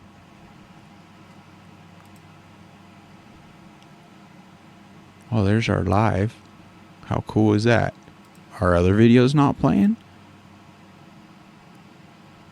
Is Rumble down? Okay, now that's playing. I apologize, folks. This is crazy. I don't know what's going on. Let's see if there's another source. FRANKENSKIES. This is just part of the business, I suppose. I don't know if there's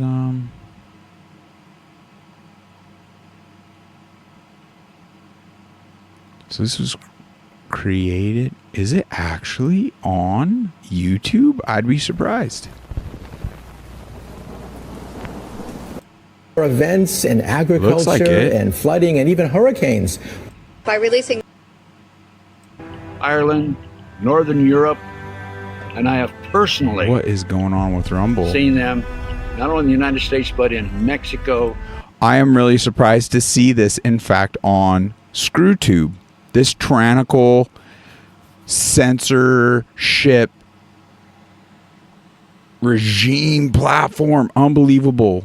But yeah, there's great controversy regarding Ted's death. I mean, just look at what he was exposing, and he's a former chief agent and was in charge of the FBI. Unbelievable. So his credentials, like, people were actually hearing what he was saying. Canada. Birds are dying around the world. Fish are dying by the hundreds of thousands around the world. This is genocide. Genocide. Poison.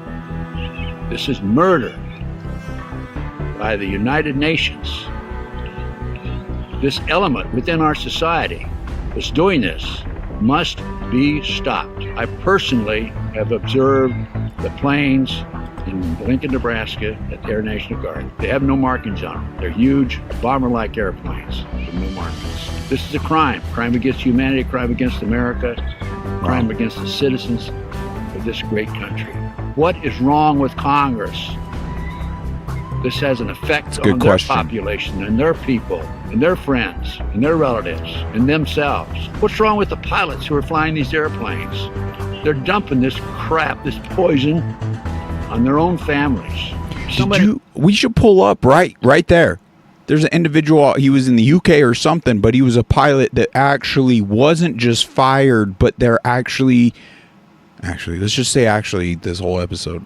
I apologize. I am in a dumbed down state, and I'm trying to sound it to the best of my ability, this alarm, to where you don't have to get to this level to gain that passion to front lines to the degree and extent I am. And that's where collectively I'm hoping we can more so advance this. But anyway, this gentleman, former pilot, started whistleblowing, speaking out. Like, they fired him due to, like, he knew he's researched and wasn't cool with flipping the switches as a pilot and releasing these chemical compounds. So he speaks out on it, and that's why they fired him. Then even in firing him and now speaking out on it, he is under investigation and lawsuits, just exposing, like, what a warrior, what a freaking hero on behalf of all of us. So once again, it's not conspiratorial with the evidence we have, with the information we have. I get how people become deceived when they're not willing, when they just are more so willing to absorb the spoon-fed narratives and not challenge them any way, shape, or form. Well, how How would you know otherwise? You don't know what you don't know. And you clearly... So let's fight back against the insanity and how unwise it is to more so take that stance. Congress has to step forward and stop it now. Yes. Thank you. I'm Ted Gunderson. I conducted air sampling. I conducted soil sampling. And I was getting high levels amazing. Of these contaminants. When I started asking the question again under a new commander, I never in my life thought I would have somebody look me in the face and tell me, there's something wrong with you? You've been looking really depressed lately. You know I can put you under a mental evaluation for up to 120 days. Who would take care of your daughter? Because I was divorced at the time. As soon as I heard that, trying to shut her up. It validated everything I ever thought. And I thought, I've spent 9 years of my life trying to protect human health, and here we are violating law after law after law. Just sitting here, instead of protecting the people, we are poisoning the people. And you ask yourself, if this is true and we are spraying the people, where are the pilots? Where are the people? I don't know if you pay attention, but look at Snowden. Look at Manning. People don't come forward because these supposed Whistleblower Act protections that you have are not enforced, they're not supported, and they really don't exist. Right. Geoengineering is occurring, it's been occurring, it is not new, and your tax dollars are funding this. Yes. So it is unethical every day for all the other people that are out there that work in preventive health, or even physicians that aren't speaking about this. They need to. The biggest hurdle that we have is disinformation sites. I never say them, but I'm going to today, so that you know if anyone ever gives these to you as a reference to debunk you, it's Metabunk and Contrail Science. Those are two websites that are ran by a government shill named Mick West. He is a computer gaming programmer who tries to tell you about persistent contrails. So somebody who isn't even credentialed in chemistry or physics or ecology, none of that, is trying to tell you that you're crazy. You have to understand that I have met people who used to be purposeful disinformation trolls, as we call them. These people are paid to get you on board to believe a website or an article. So I just want everyone to know and understand that of all things, of all the freedoms that we are losing, geoengineering is the #1 issue that we are facing. Because #1 issue that we're facing. And unless you've actually tried pushing this information out yourself, if you got a TikTok account, put out just this segment of her talking. Watch what happens. And that should become all you need to know. That should validate everything about it all. Oh, there was another part. Another challenge, essentially. Why is it slipping my mind? I'm telling you, don't end up like this. That is my passion in covering things like this, because yes, it is a big issue. Insane. you have guns and money and you can have everything. If you don't have food and water and you are dying of respiratory or neurological illnesses, yes, what does it matter? Your immune system. So you've heard about vaccines and you'll hear, about smart meters and you'll hear about other issues. These are all systemic effects. We are getting overexposed to toxins. Yes. People will tell you fluoride's in the water, but it's not a lot.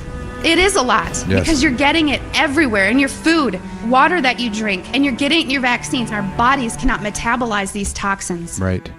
Oh. There's the debate. Is it a condensation trail or a chemical trail, something with an additive in it?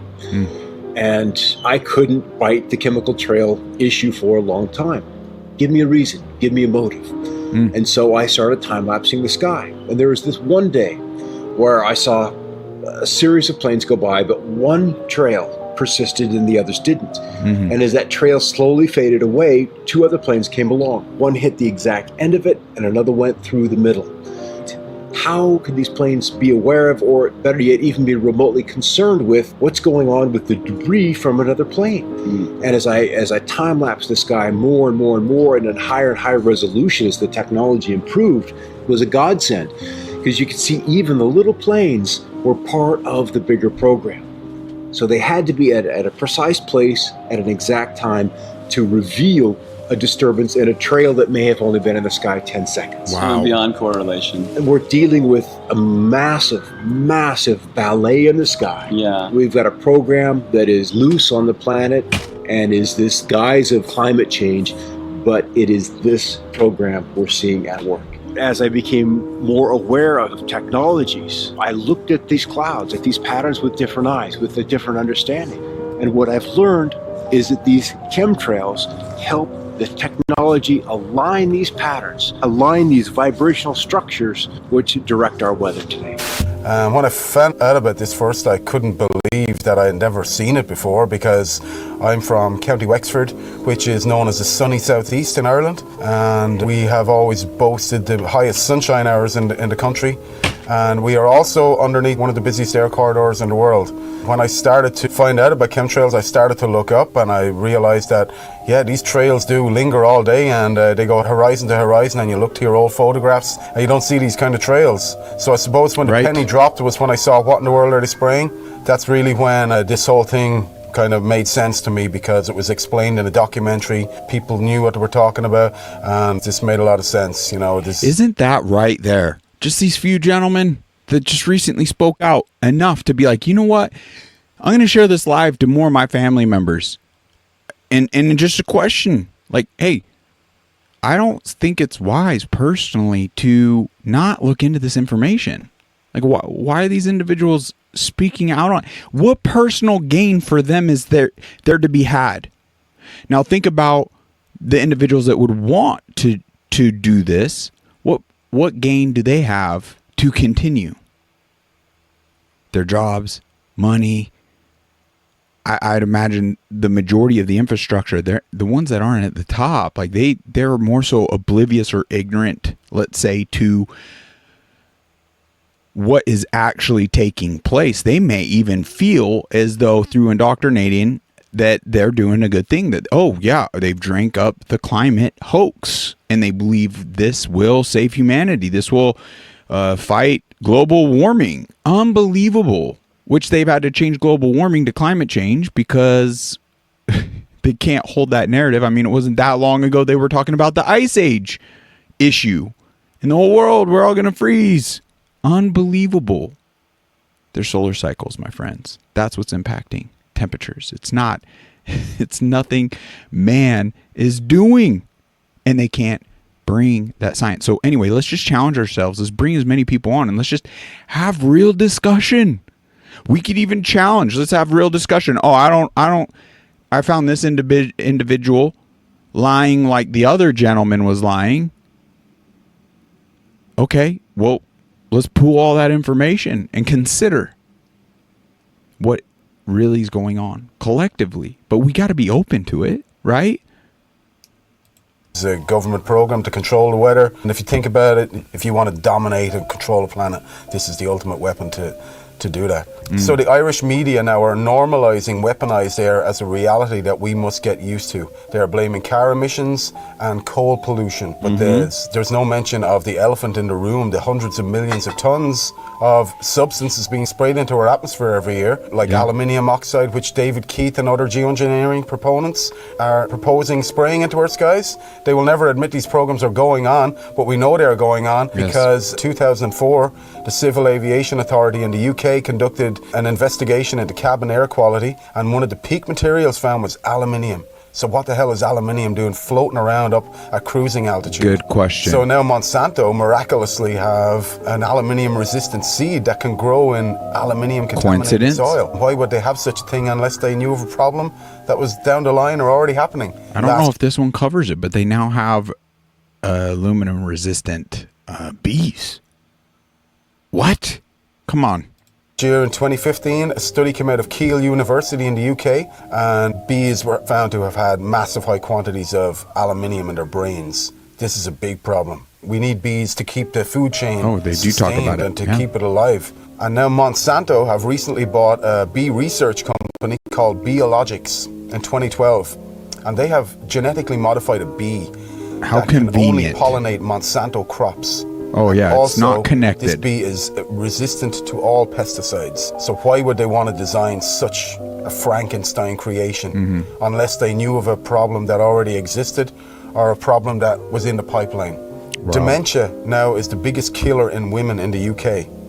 And what's the main cause of dementia? Aluminium accumulation in the brain cells. We are in the fight of our lives. Yes, All we are. sources needed for life to exist are under direct attack from these programs. Oxygen, sunlight, and water. Once you know about this, you have a duty of care to get involved. As a caretaker Well of this said. planet, Yes. we must all come together to stop these programs because we can do it. Once you Agreed. find out this is going on, you understand that the air you breathe is being compromised. Things don't get any worse than that. You're standing at the end of the plank, what else do? You got to take action, otherwise you are condoning what's going on. Yes. Silence is compliance. Silence is compliance. We got to speak out. We spend a lot of time outside looking up at the sky, and not a lot of people do that anymore. March 14th, 2014, in Eureka, California, I was driving the vehicle with my 2 kids, and we were watching this chemtrail for about maybe like 5 minutes it had been going. And I noticed that there was this large flash that lit up the entire sky, similar to what lightning would do. So we're driving towards the sunset, and the drone was coming this way, and it came over, and about there, that's when we saw the light, and then it went straight down from that angle. The difference that I'm finding when I see a drone spraying compared to an airplane spraying is when the drone sprays, it seems that it's more of an upward angle from the ground to the sky, as if it was launched from right below where it was.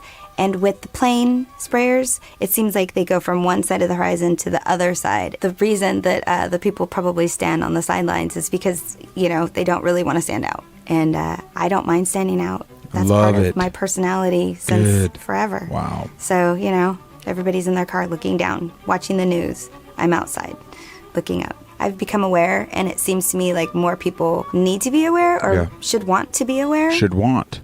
My name's Jack Fallsrock, and this I'm is Madra Maui. And I grew up on the east side of Mount Shasta. We went out and hunted and gathered all of our food all the time.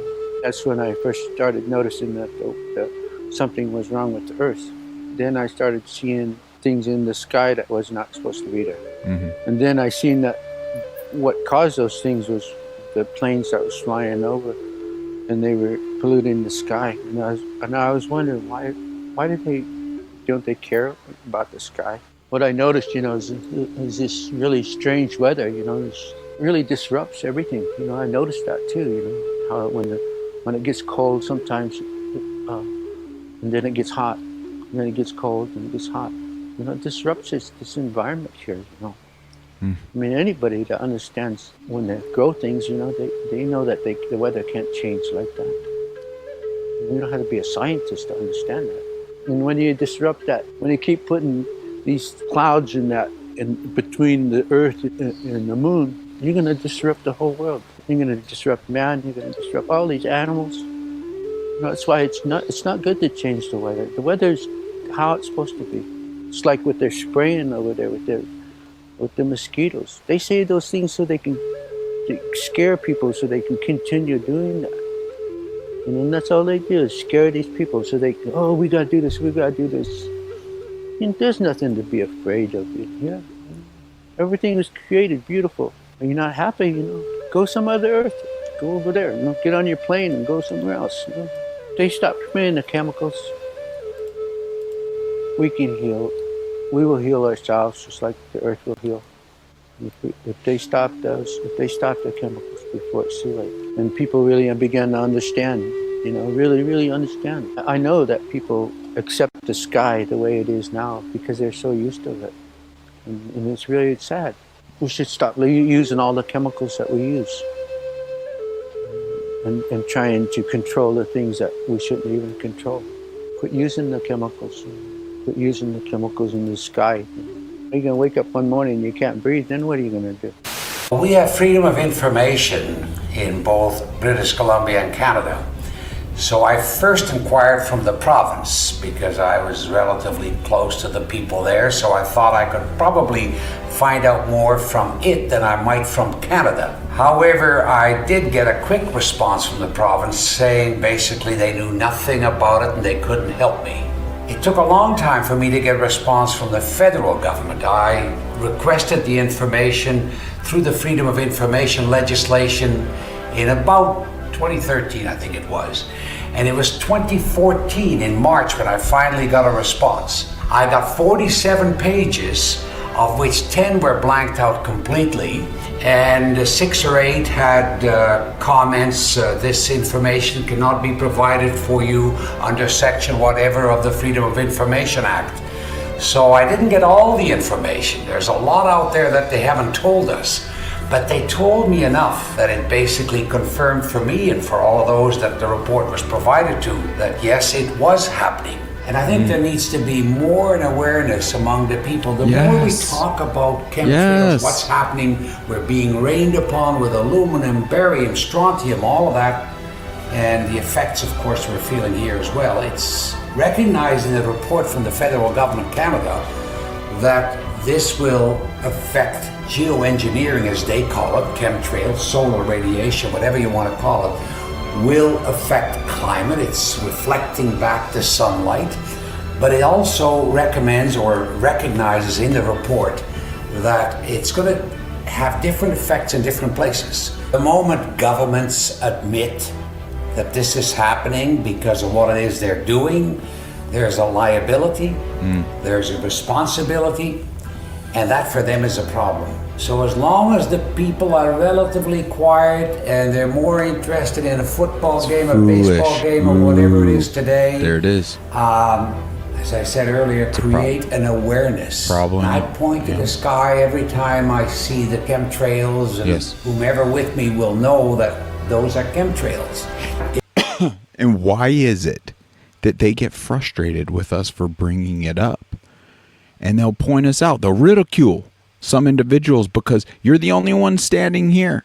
An unpleasant truth when everyone's lining up for comforting lies. That's what it is. Can we change that? This is to our detriment.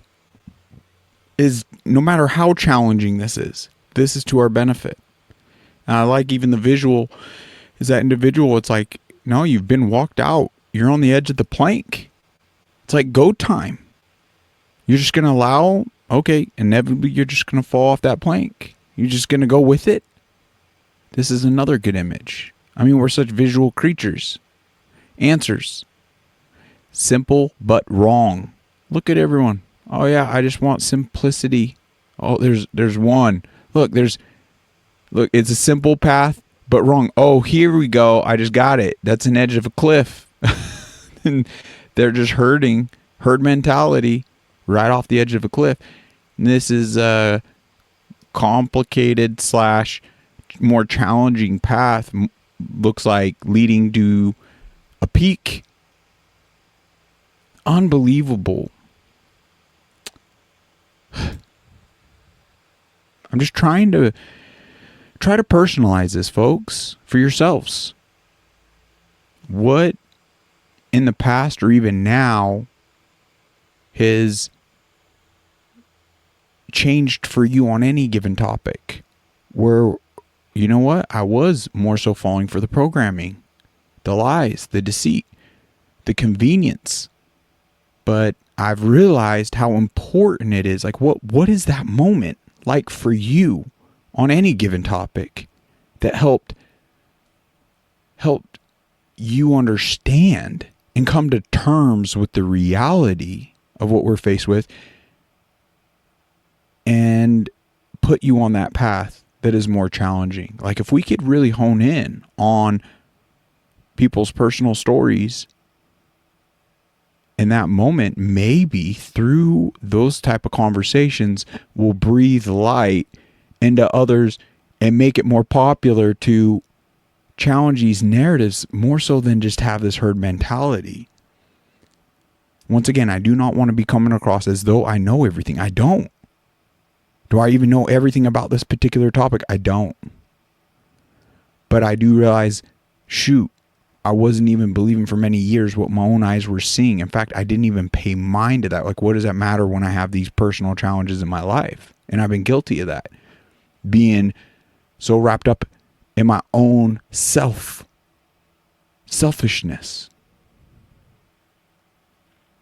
That's not what this life's about. I mean, you could choose.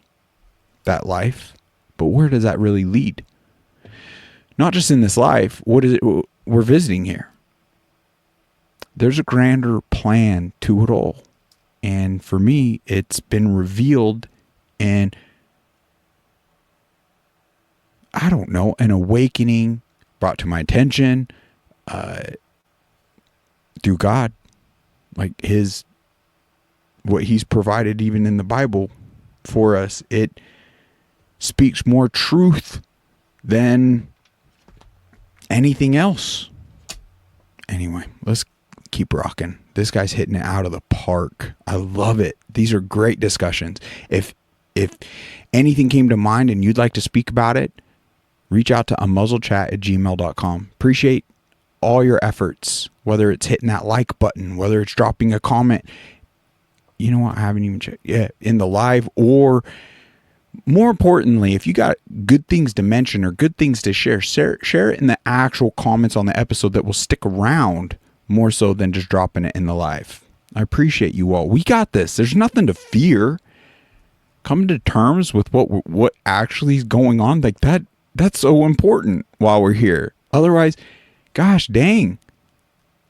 This is a spiritual battle, and they're evil's trying to not just uplift like all its minions in this life and just create sheer dominance over agency and individuals even like having the opportune to find out what this life's really about. It just seems like he wants to stomp out God entirely. And this is a method, it seems, that could achieve that. It's crazy. If I'm not doing it, my wife will certainly do it. Lillian points it out every time to everyone, and that needs to happen.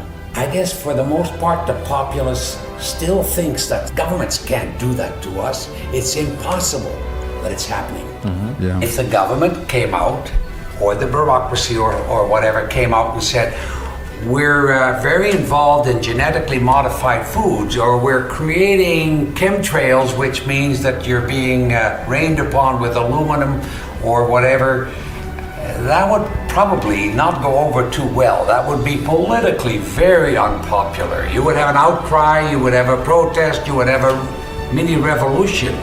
Right. So they're going to try and keep it down as much as possible. You're not going to see a whole lot of politicians or bureaucrats jumping on it. The pressure is going to have to continue on. This is our lives we're talking about. This is our function. We lose that, we lose everything in this existence. Why would it even be a mini revolution? It should be entirely snuffing out all of it. All of this insanity, as though we can become our own gods. Why are we allowing individuals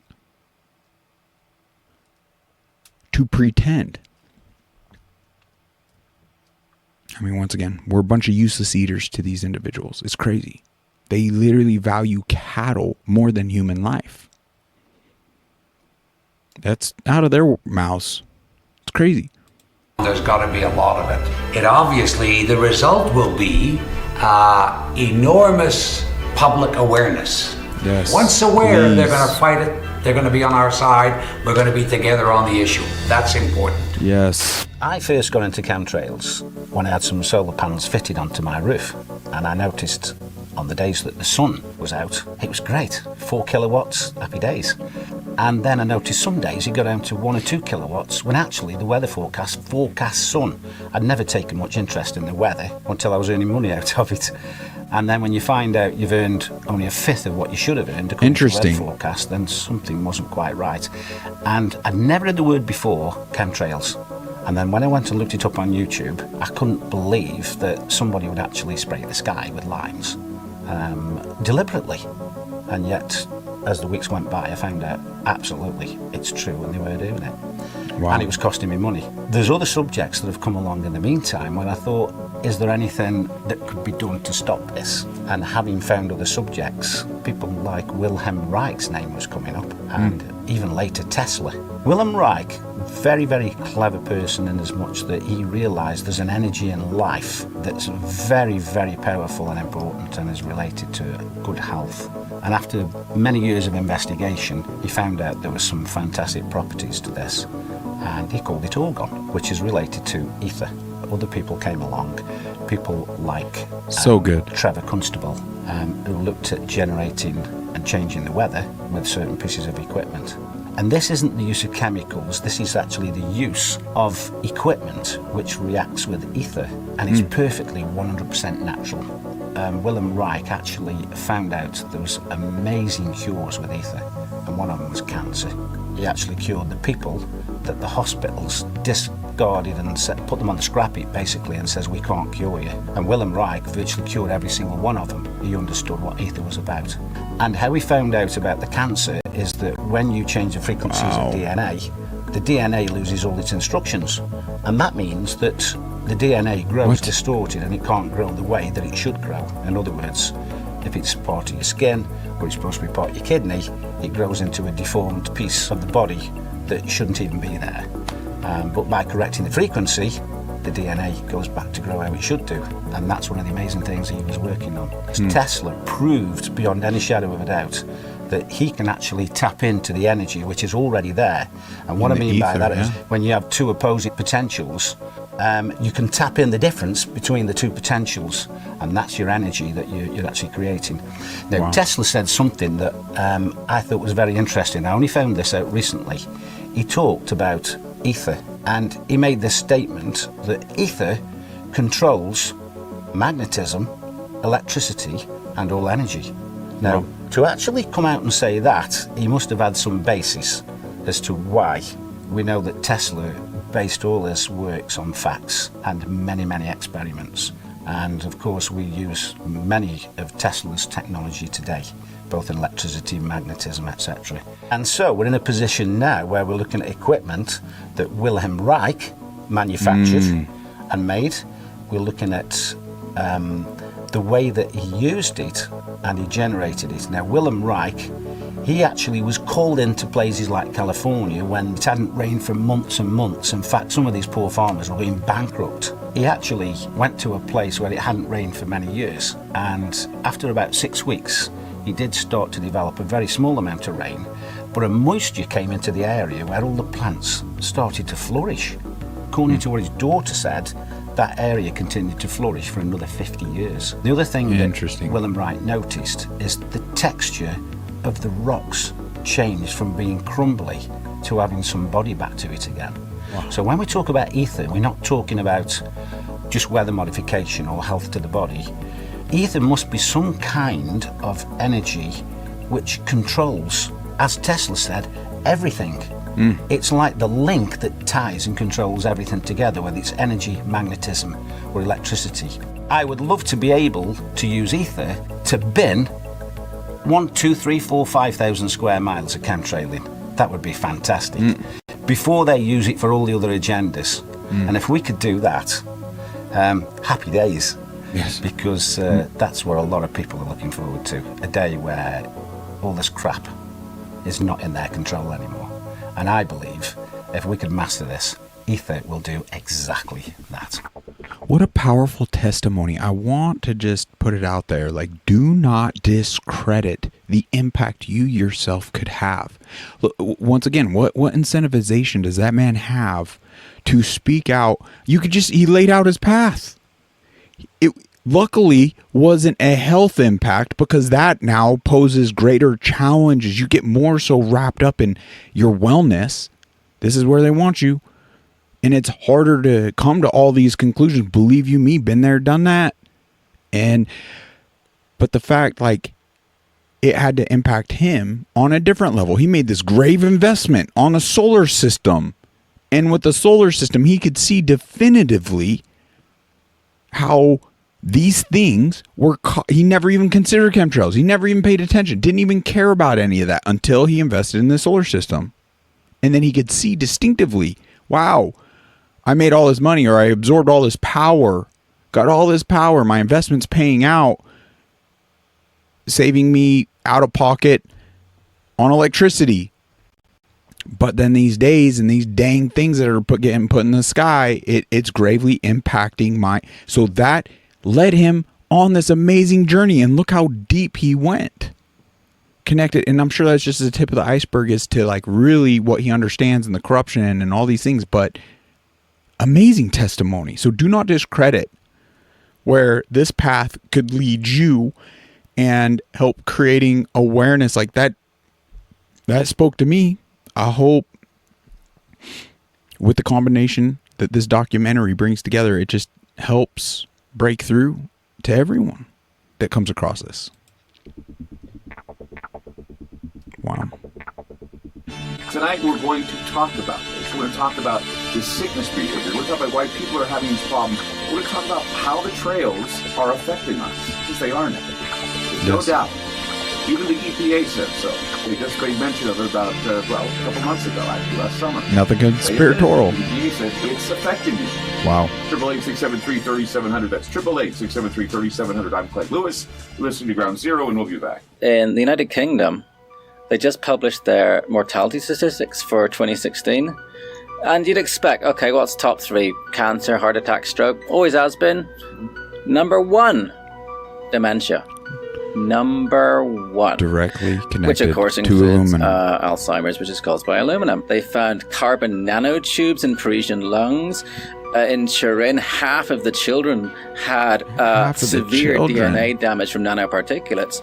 And there's a study that came out recently showing how nanoparticles interfere with the nuts and bolts of the internal workings of your cells and cause rheumatoid arthritis, which is just one of the very many autoimmune diseases we're all coming down with. We don't need any more evidence. We need to get this out into the public consciousness and say, oh, hell no. I wanted to let you know that there was a study that was released back in the summer of 2016, the Environmental Protection Agency.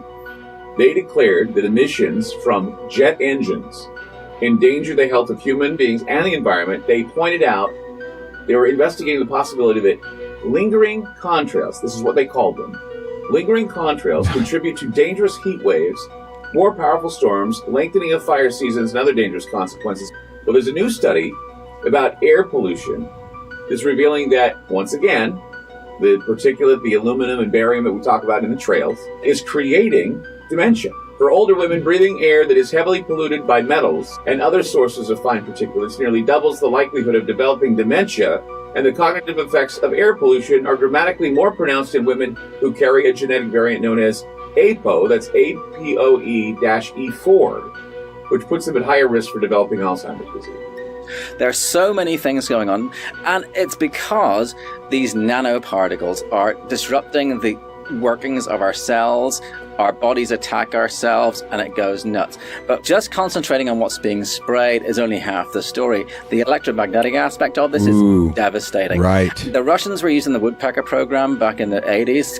They could change it right here. Yeah, because it's very long wavelength. Look at travels a very long distance.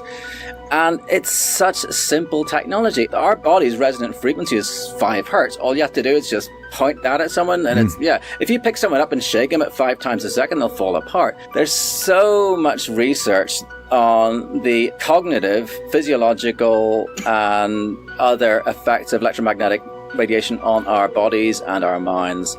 And, put a burrito in the microwave, it does something. You'll often find you just be going about along with your day, and then suddenly, bam, you're extremely tired, you just have to sleep. And you'll find a lot of people at the same time will have those things. You'll have people getting similar, muscle spasms in different parts of the body all over the place. I mean, it's full spectrum warfare. I mean, the electromagnetic, the spraying, all these sort of things. In Scotland last year, between 2014 and 2015, the death rate from respiratory failure went up 14% in 1 year. Wow. That's statistically significant. I mean, why aren't they asking, why, is this massive jump? Italy's death rate overall went up 11%. This is carnage. So when you're looking at the spraying, it could be private contractors doing it, weather modification, it could be a number of things that they're doing. Geoengineering, of course, Matt, he was the one that introduced me to the idea of geoengineering being used and doing the studies of geoengineering. That's what we talked about last time you were on the program. Well, you heard that now the bees are an endangered species. Exactly. I was reading about that the other day, that they now have made them an endangered species, and that's frightening. That's crazy. I mean, before we had what do they call that, hive... colony collapse disorder. Yeah, colony collapse disorder. Guys, the research is out there, all the data, and it's irrefutable. When you really look into the frequency warfare, or just even the frequency side of it, okay, you can come to your own determination as to what these signals, why they're doing what they're doing in the middle of the night. Like that visual, just ramping up these pulsations all across the globe, conveniently in the most populated areas. And with these heavy metals and toxins within our bodies, there's so much research, there's so much irrefutable evidence that just shows they coincide with one another. And the more you can ramp up the toxicity of these heavy metals within the body, your body becomes even more reactive to the frequency side of it. So it's all intertwined. And it's not just evidence being done through the toxicity coming from this spraying, but also what is added into the COVID shot, what's added into the childhood vaccine schedule, because there's really no explanation. I mean, they try to say, oh, well, the aluminum prolongs the effects within the body so it sticks around longer type of thing. It's just like, come on. And that's included in all of them. It's just building up this toxicity. It's just no good. The evidence is overwhelming. If you didn't see the Vaxxed 1, 2, 3, holy smokes, parents, the CDC childhood vaccine schedule, proven with the information out. I mean, the series itself proves it. See Vaxxed 2. If you're only going to dedicate your time to one of them, see that one. But Vaxxed 1 shows the infrastructure. Vaxxed 3 shows the crazy crimes with the pandemic. But Vaxxed 2 just brings actual parents, actual real stories. And it's proven. And there's a reason why the CDC and these pharmaceuticals and our Western medicine will not actually do the peer-reviewed studies of unvaccinated and vaccinated children, because it will be so clear, unless it's totally manipulated data there.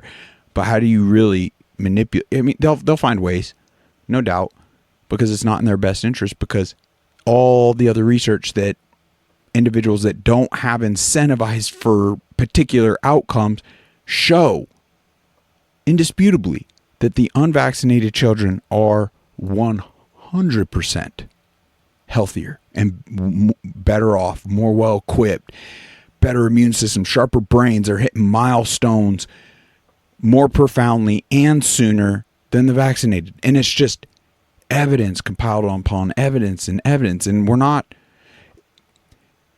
there's a reason these very, very big, well-funded institutions that would go against not just their hidden agendas, but their bottom line. So they have every financial incentive to stomp out that information from coming out. I couldn't advertise on Facebook. Those 3 episodes. Why? They don't want you to know. That impacts their bottom line and their hidden agendas. Unbelievable what's going on, folks. I just want us to have the only intent here is so we can see a clearer path that will actually lead to more health. That's what's important. It's all here regarding, and all of this intertwines with each other. It is a blessing to absorb this information.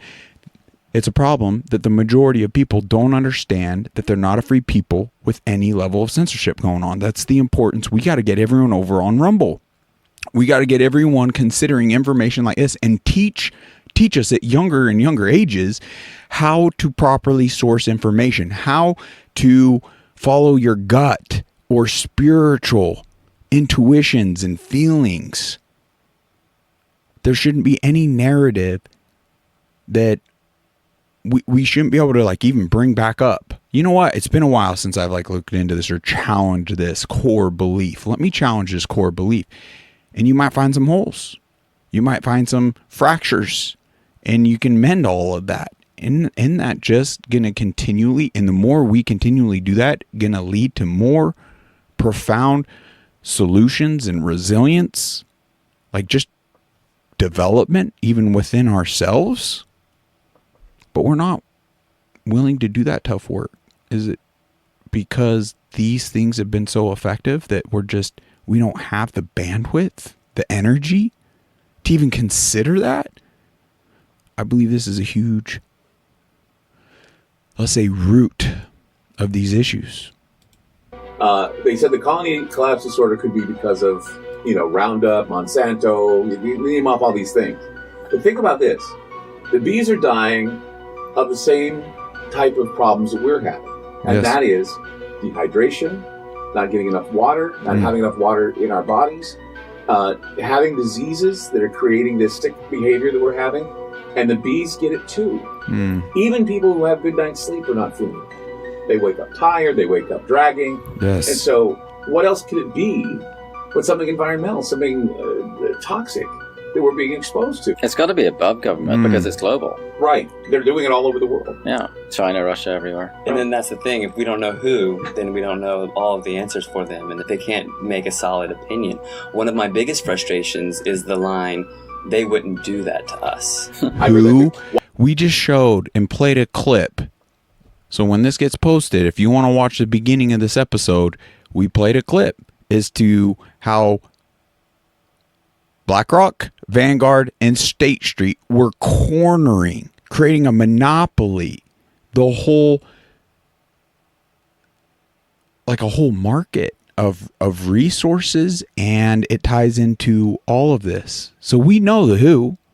It literally is the WHO, the World Health Organization. It literally is individuals, the World Economic Forum, the UN, this 2030 agenda, New World Government, the Great Reset. Just, they've put it all out there. The Georgia Guidestones, Rothschild's manifestos. I mean, my gosh, even the Rothschilds' like own mother, what was it, dating back, was it the 1800s? She stated, quote, "If my sons didn't want any wars, there would be none." So they knew early on the power they had amassed even back then. It's the division on the wealth side of things and this power and control with their organizations like BlackRock, Vanguard, State Street. They've been able to consume even more. The divide has only grown more vastly. We actually hone in. We would just see these criminal families for what they are, and we wouldn't allow this tyranny in our age. But their tactics are what are keeping us compliant. They're giving us, like that other gentleman was stating, enough bread and circus, enough football, enough modern conveniences and luxuries to just get wrapped up and lulled to sleep in our own selfish lives than actually addressing, and we can live more so in a land of abundance instead of just fighting over scraps and fighting. And every now and then one of us is just allowed to break through just enough that it's like, oh, see, they made it, we can make it. Let's just continue to fight and struggle and cry and bleed. It doesn't need to be this way. Experts have laid out that we could live in a land of abundance and not a single human being would go without pure water to drink, healthy, or not a single mouth going to bed hungry at night. We could go. I mean, isn't that worth fighting for, dying for? 100%. Why would they do that to us? Because they have families too. And I tell them, well, I have a genetic disorder that makes me prone to cancer. And why?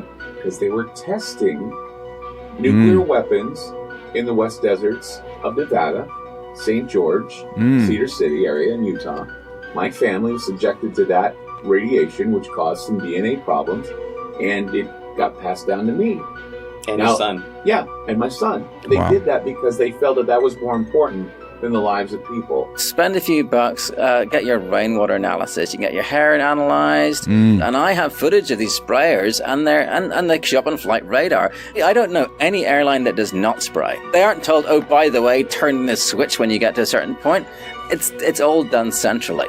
There's plenty of patents where the substance actually gets injected into the exhaust. I mean, there's a US Navy patent called the powder contrail generator. There's so much freaking evidence. It's insane. Wow. Technocracy, this crackpot idea dreamed up in the 1930s.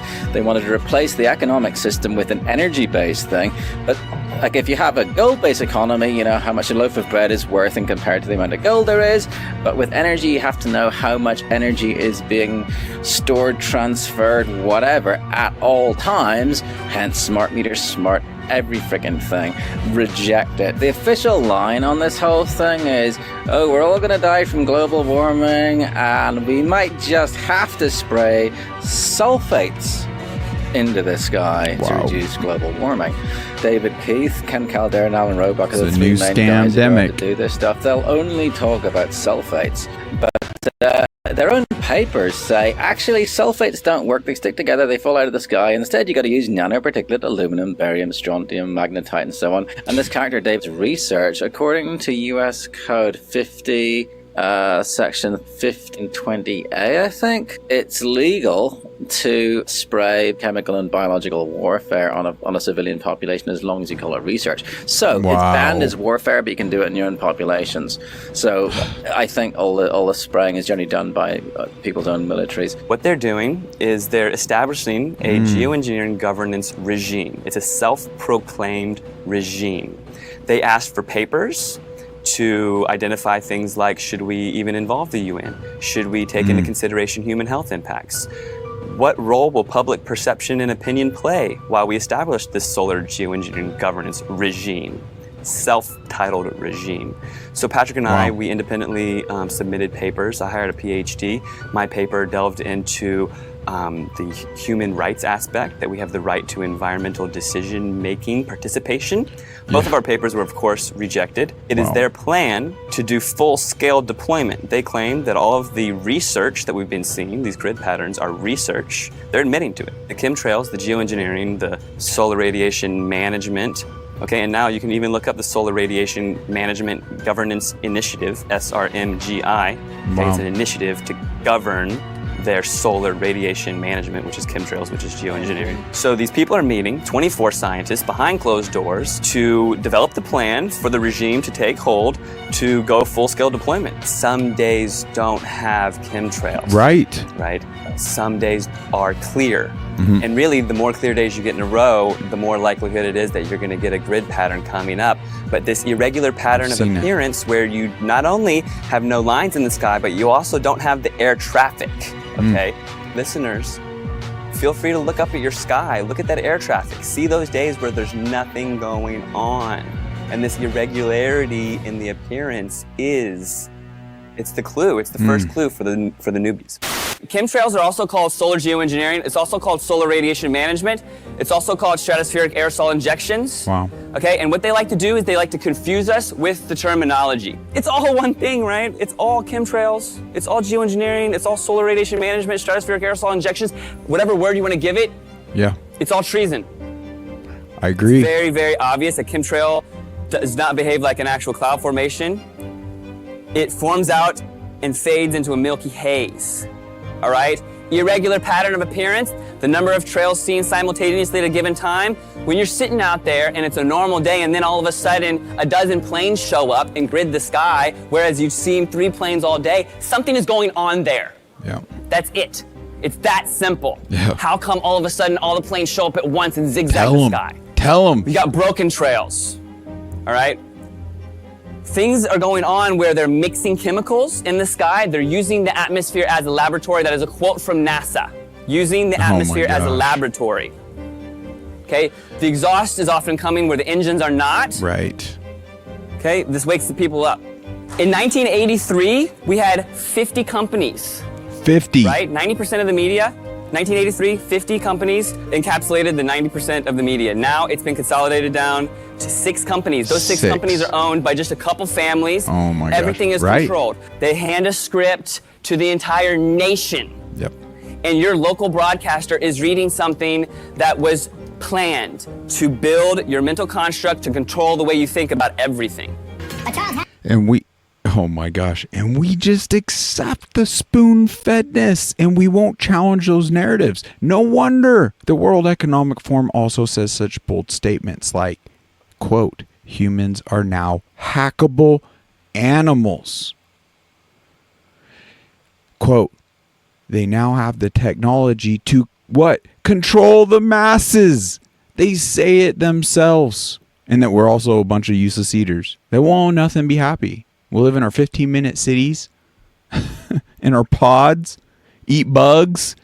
It's insane. And we won't, they say that, and we've heard those type of things, but we won't even connect this or do our own once again, we'll just, the spoon-fedness. Nope, it's ice crystallization, duh, and water vapors, duh. Like, what? There are other documentaries. This is well put together, but there's other ones where individuals are taking up private jets. They're installing insanely elaborate like air sampling systems, and then they even realize, well, shoot, we can just integrate the own air cabins filter system and elaborate on that and just suck up.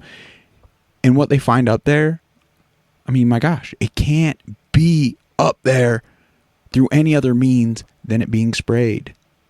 And then when you know aluminum, barium, the nanoparticles, the plastics, how it negatively impacts pH in soil, our crop production, and then they come out with the patents on the resistant, aluminum resistant seed, the aluminum resistant bees. Like, come on. It's a direct attack, irregardless, to our neurological function, our health, it's spiritual, everything. If we don't have our health, we get deteriorated any more than we already currently are. We'll just more so eat up the spoon-fedness and not even challenge it at all. We're just at this precipice. But don't be disheartened. Don't be overwhelmed. It's a beautiful opportunity if you understand it and you get it and you're triggered and you're excited to do, hopefully through excitement, not fear, do more research. Like, there's just more opportunity for growth and heading in the right direction from where we are right now. And let's pool together. Let's put our heads together and achieve this together. Fear not, no matter what the outcome is. I'm not afraid to stand in that line, whether it's just alone to the day I die. That's fine. That's fine. Like, it'd be sad to see more deteriorate in that other line or walk off that edge. And I'm just, also I'm not going to be immune to it. I could do my best to continue to do certain IVs and chelation and the masterpiece tincture, folks. Oh my gosh. It's been proven to help eradicate all these heavy metals and forever chemicals. Check the description, order yours up. I don't know if they got any holiday specials going on, but I swear by that stuff. I've been using it religiously. It's not even a tincture, because I guess tinctures have alcohol, and I believe this is alcohol free.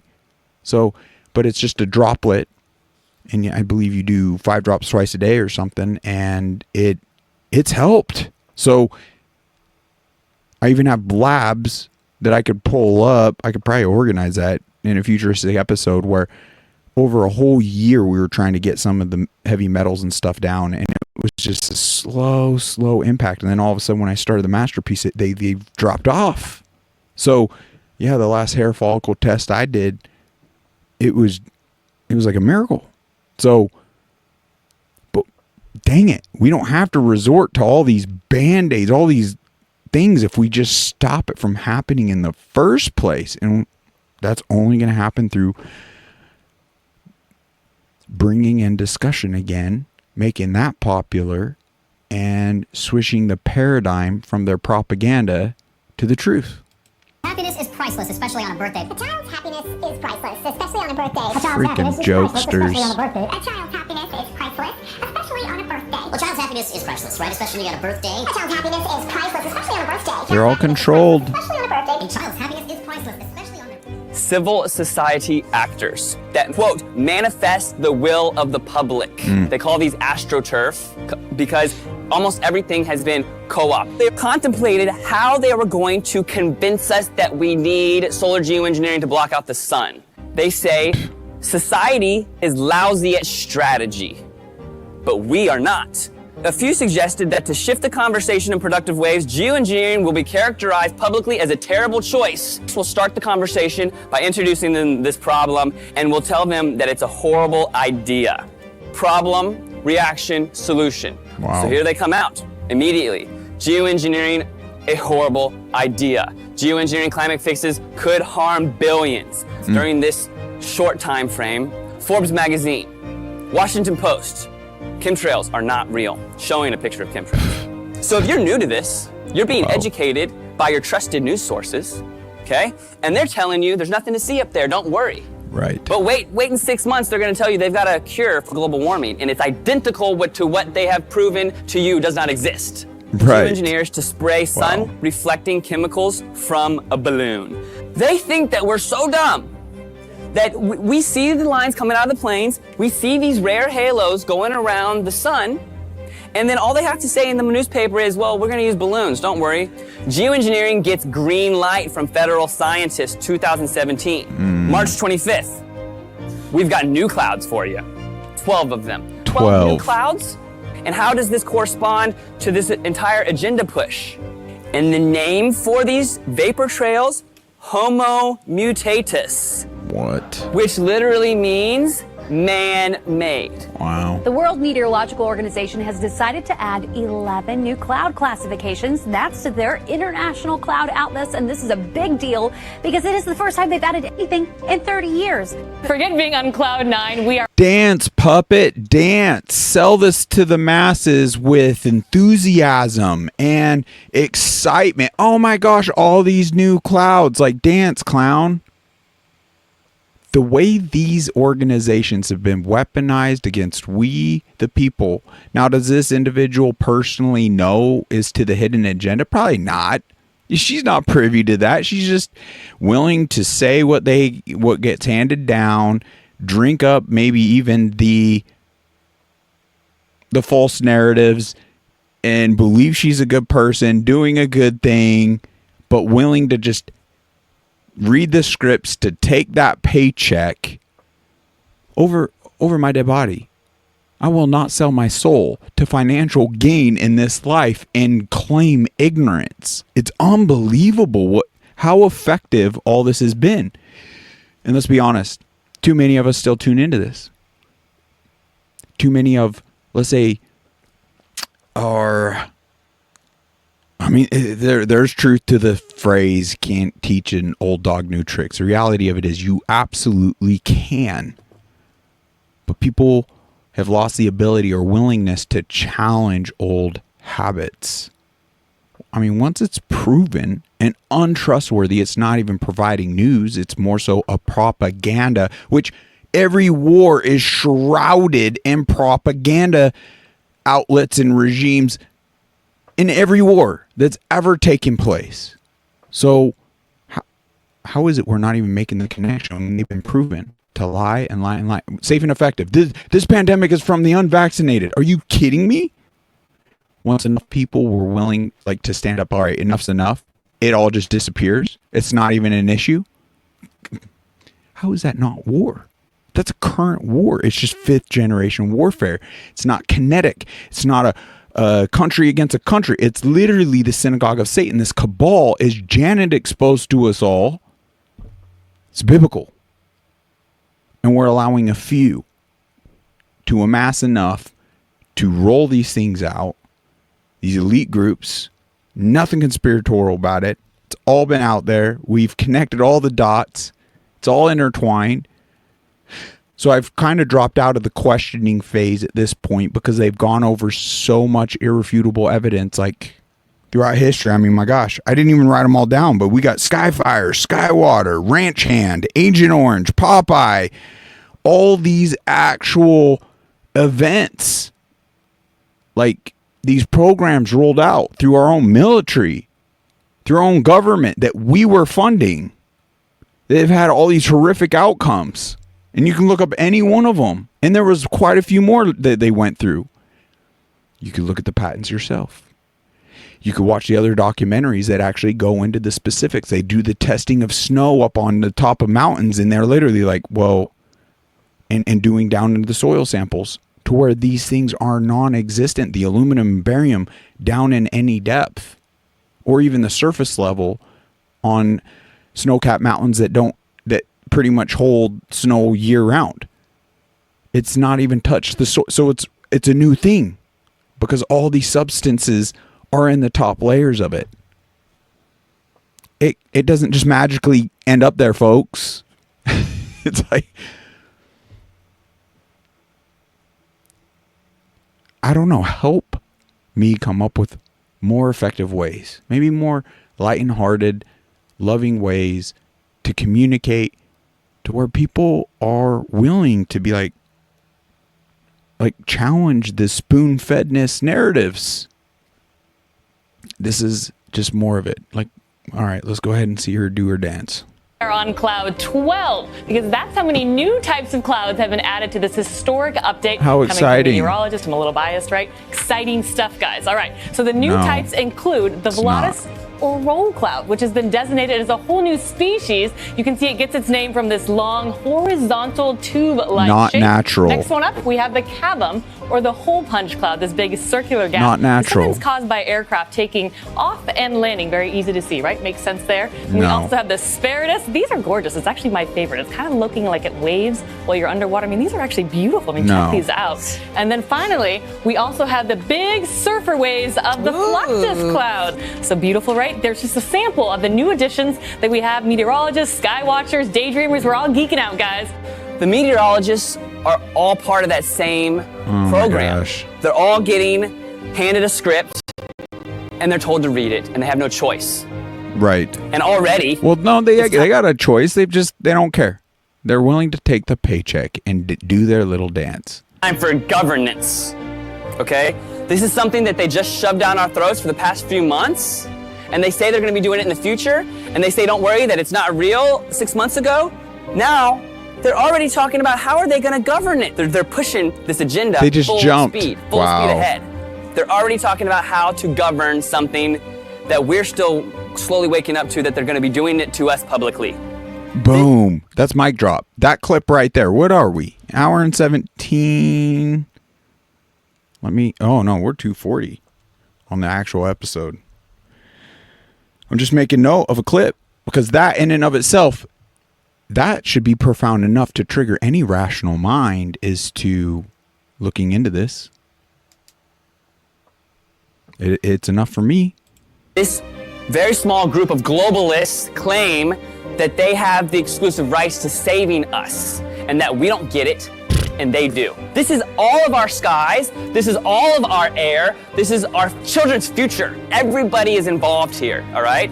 There was a time when people got pissed and they did something about it and they made things change. William Wallace. Okay? They know that they can program you through social media, okay? And we can't let that happen. It's up to us to carry this information forward. It's up to us to be the change. And if we don't do it, we're not going to have any sun. Thank you. In the end, we will remember not the words of our enemies, but the silence of our friends. Martin Luther King Jr. Wow. Silence is compliance. For in the final analysis, our most basic common link is that we all inhabit this small planet. We all breathe the same air. We all cherish our children's futures. And we are all mortal. Geoengineering. Said the man they murdered. Chemtrails. Forced vaccinations. Population control. Weather modification. War games. We have not given consent. You cannot spray the atmosphere with toxic chemicals and expect no ramifications. These chemicals go into our food, our air, and our water supply. Ill effects of these have been recorded as headaches, flus, breathing problems, skin problems, and my major concern is Alzheimer's disease. Aluminium causes nerve damage. Fluoride in the water works with aluminium in the air to cross into our brains. At this moment, about 24,700 young people around the age of 30 and above have Alzheimer's. Wow. In the next 10 years, 400,000 people in Australia will have dementia. It is now the third leading cause of death in Australia. Wow. About 10 years ago, I did a degree in environmental management. It's concerning to me that in that short time, we were brainwashed to believe in population control. Yeah. That our Earth could not sustain itself if we didn't intervene. The Earth has enough resources for everyone. Yes. We need to change our thinking, but also change our actions. If you have never heard of these terms before, then please start looking at the sky and make your own decisions. Please. It's not like they can hide the spraying.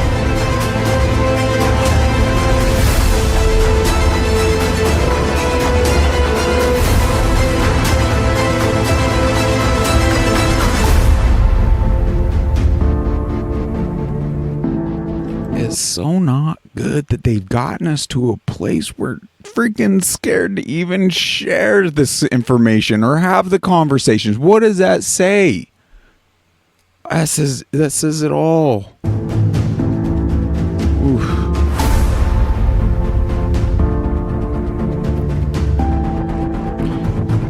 All that reaction, all those people walking the streets, all this information being dumped out for decades. Yet, we're not having major breakthrough. They don't answer to we the people anymore. Our own government, our supposed elected officials. My gosh, for too long, they say that they're going to do this thing. They get in and they totally flip the script. You could see the bribing, the money, the influence, the actual threats, blackmailing. What else is that tool, such as Epstein, Diddy, these elitists doing, infiltrating politicians, governments? Peace be with you. This is so well done. I can't believe it froze up on Rumble and we had to resort to YouTube. I can't believe that documentary is still up on YouTube. I wonder the history of it. If that's a new account that just posted it up and it'll be gone tomorrow, who freaking knows? Such a tyrannical platform, but I was glad we were able to get through it nonetheless. Clearly, I did way too much talking this episode, nearing freaking 3 hours when it was an hour and 26 minutes long or something. So if this got too lengthy, you feel, and it's losing its effect to touch lives, well, share just the link itself provided in the description below. I'm so grateful that more and more people are doing this type of research. There's arguably more powerful documentaries out there regarding this topic than FRANKENSKIES alone. I just believe it was well done enough and entertaining enough to a degree that, you know, people, it just brings enough to light that we can question a lot. Get that critical thinking gear back in action. It's gone dormant. Why is that? We've really been sold the bill of goods of convenience in this life. You're not willing to sit down our busy schedule and what seemingly is important to our own detriment. And that's just how this is persisting, even ramping up. I like weep inside when I see these skies just being blasted. Yeah, I question, like, what is keeping people from understanding the truth? But the sadness that kind of ramps up is just knowing what I'm seeing, this warfare playing out, and how it's going to impact you all. All of us. And being on the side, I mean, I seemed to be resilient and have all this health in my life, but when Lyme went chronic, I just can't even properly express as to how challenging it just steals life. And I'm just seeing this diminishing take place. I don't want that. So, having a hard time articulating words in a powerful way here in closing, but please challenge ourselves to, if this wasn't enough, do your own research. Pop on Rumble. Just start looking into geoengineering, chemtrail, like facts and data and science. The evidence is so overwhelming. It's no longer a debate. It is being done.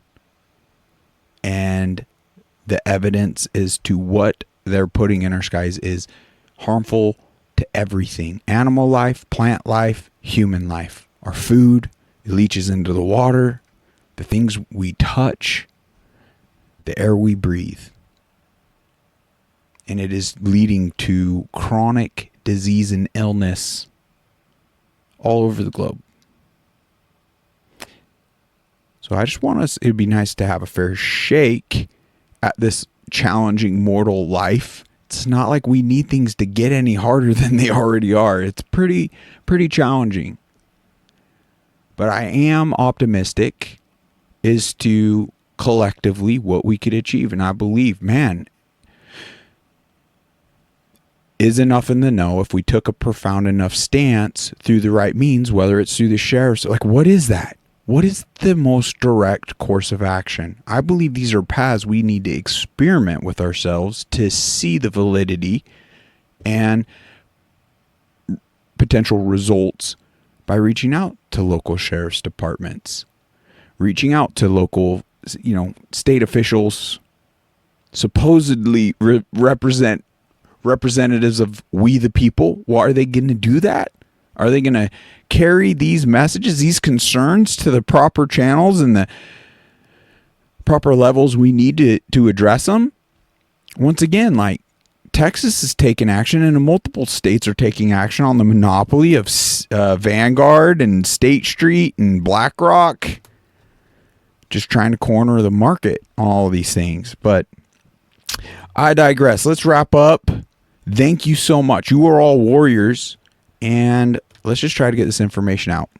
Let's challenge ourselves. If you don't have the full convictions, to gain full understanding, but have these conversations. And when we're out there, instead of looking at the sky, because I know it can be saddening and I can get even emotional about it because I just know how impactful it is.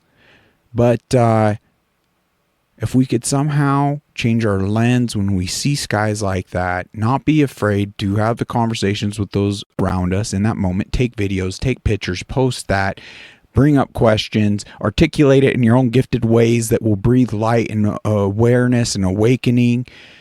We could all do that together. But don't be disheartened about it. Try to see it as like, wow, could you only imagine? Like, have the optimism. Could you only imagine? Like, I'm somewhat functional now. I could only imagine by cutting this out where we could be. So there's just great opportunity. I mean, think about it in other war tactic methods. Do you have time to be depressed or disheartened if they were bullets and bombs flying our way? No. So why would you be like all depressed about it and disheartened because it's this other thing? Yeah, it seems like out of our control, but collectively, come on, let's not discredit what we can do. If it leads to a revolution, proper militias, even stated is our duty as a people when we have an oppressive, tyrannical government. Let's gain back private citizens and what that should entail, and public officials and what that should entail. We shouldn't have to struggle to obtain transparency in the information we're seeking when it comes to our stinking public officials. It's such an upside down world. Let's flip it together. Okay, Jesus is calling. We did flipped over to December. December's quick little scripture reference is, quote, "For to us a child is born, and he will be called Wonderful Counselor, Mighty God, Everlasting Father, Prince of Peace." I could use some of that. Isaiah 9:6. Today's read. I like it. Well, how it starts at least, states, "I love you with an everlasting love which flows out from the depths of eternity. Before you were born, I knew you." Ponder, before you were born, I knew you. What does that say about the other evil movement about life? Ponder the awesome mystery of love that encompasses you from before birth to beyond the grave. You know what? Can't get over the whole knowing you before you were born. Could it be that these tactics, these very tactics, what's been poisoning the brain to where we believe movements like that, where murder is our right? Could it be? One way to find out, right?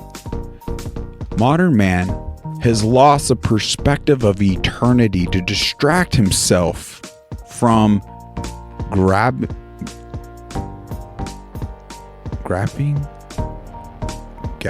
Golly, I'm having a hard time. Yeah, don't end up like this. Keep your health.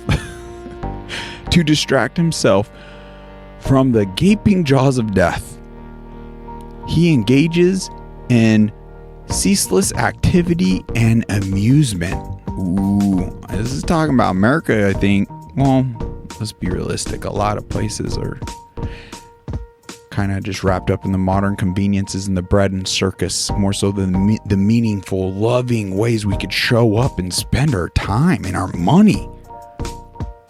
If half the individuals watching NFL today just tuned into these worldly, they would stop, cease to exist. We would stop that level of warfare right there. Crazy. This is the roadmap. This is the only solutions. Why would we accept this tyranny? That's insanity. The practice of being still in my presence is almost a lost art.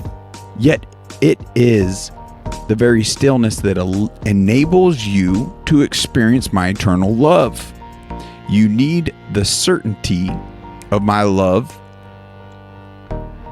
presence in order to weather the storms of life. I could testify to that.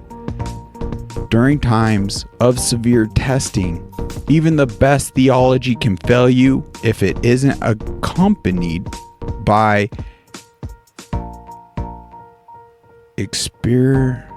why am I having a hard time? Experiential knowledge of me. The ultimate protection against sinking during life's storms is devoting time to develop your friendship with me. See, cognitively, in this very moment, I need you. If not for you, not your loved ones, let's combat this poisoning of our air for me. I'm joking, but I'm kind of not. I know this is impacting me. I know it. I'm doing all these other things that have led to more breakthrough, but it seems like we could do personally exactly what we need to do, but unless we delete this singular angle attack, like we're just hitting a ceiling and we're not able to rise above that till we remove that ceiling. Oh, what'd I hit? Interesting. There's 2 biblical references. Challenge you to check them out. Jeremiah 31:3. And how do you pronounce that? And why am I not familiar with Lamentations? I told you I'm a baby Christian. I know all the popular. Why? I'm going to have to look that one up now. That one's 3:22 through 26. That's why. That's a humbling moment. Can we gain that virtue, that skill to relish in those moments of humbling oneself? Let's rule out that we think and we're acting as though we know it all. We don't. Stop that. There's too much of that going on. And I'm trying to weed that out of the way I communicate entirely. It's just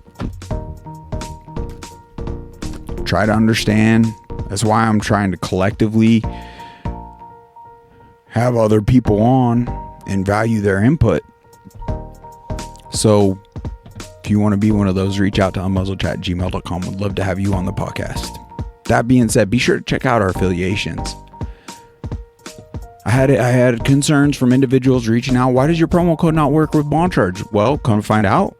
Because they're doing a 25% discount for the holidays for you. So there's even more savings. Just be sure to click the link in the description below, and they'll throw a little kickback even our way in doing so. Like, that's a win-win for everyone. I'm not sure what other maybe additional discounts might be happening. I'm not in a position to financially even consider taking advantage of holiday specials. I'm trying to combat debt myself. So that being said, my gosh, if none of the affiliations speak to you and you want to consider throwing a few bucks our way, that would greatly be appreciated. We have a Venmo, a Cash App. Buy me a coffee. I need to even check I don't even know if that's still active because it's been so not used, or the GoFundMe. I don't know. We'll have to see. If you want to know a little, there's a clip on the GoFundMe that my siblings put together where I was in a really tough cognitive state regarding Lyme. That's the main reason that got kicked off. And as you could even see live here today, I have my moments and mental blocks. So I am actively trying to advance and share what seems to help. It does. We really become what we eat.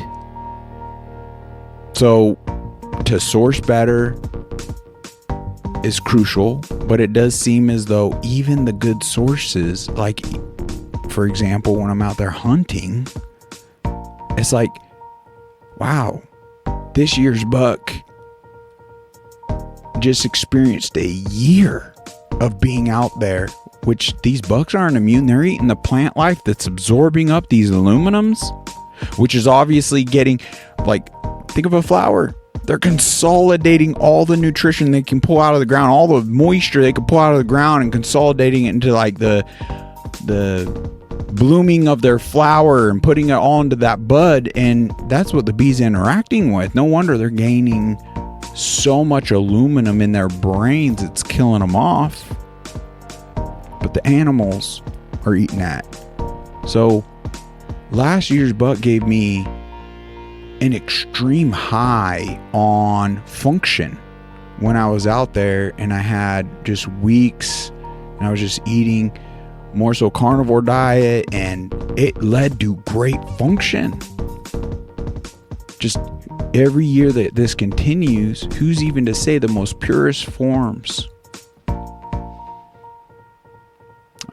I mean, there's a spiritual aspect to that whole, I know everyone's not, and they think hunting and bro, this bad stuff. It's like, yeah, that's getting spoon fed more so than understanding the infrastructure that goes behind it, and how hunters are the more funders of conservation and balance of life out there and supporting it more so. Like, so a lot of places, when they take that aspect out of that environment, it tanks usually, and it doesn't lead to flourishing.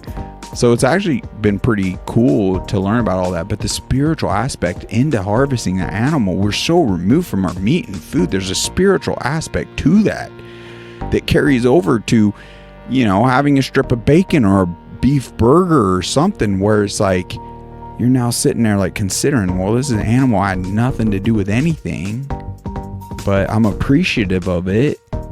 It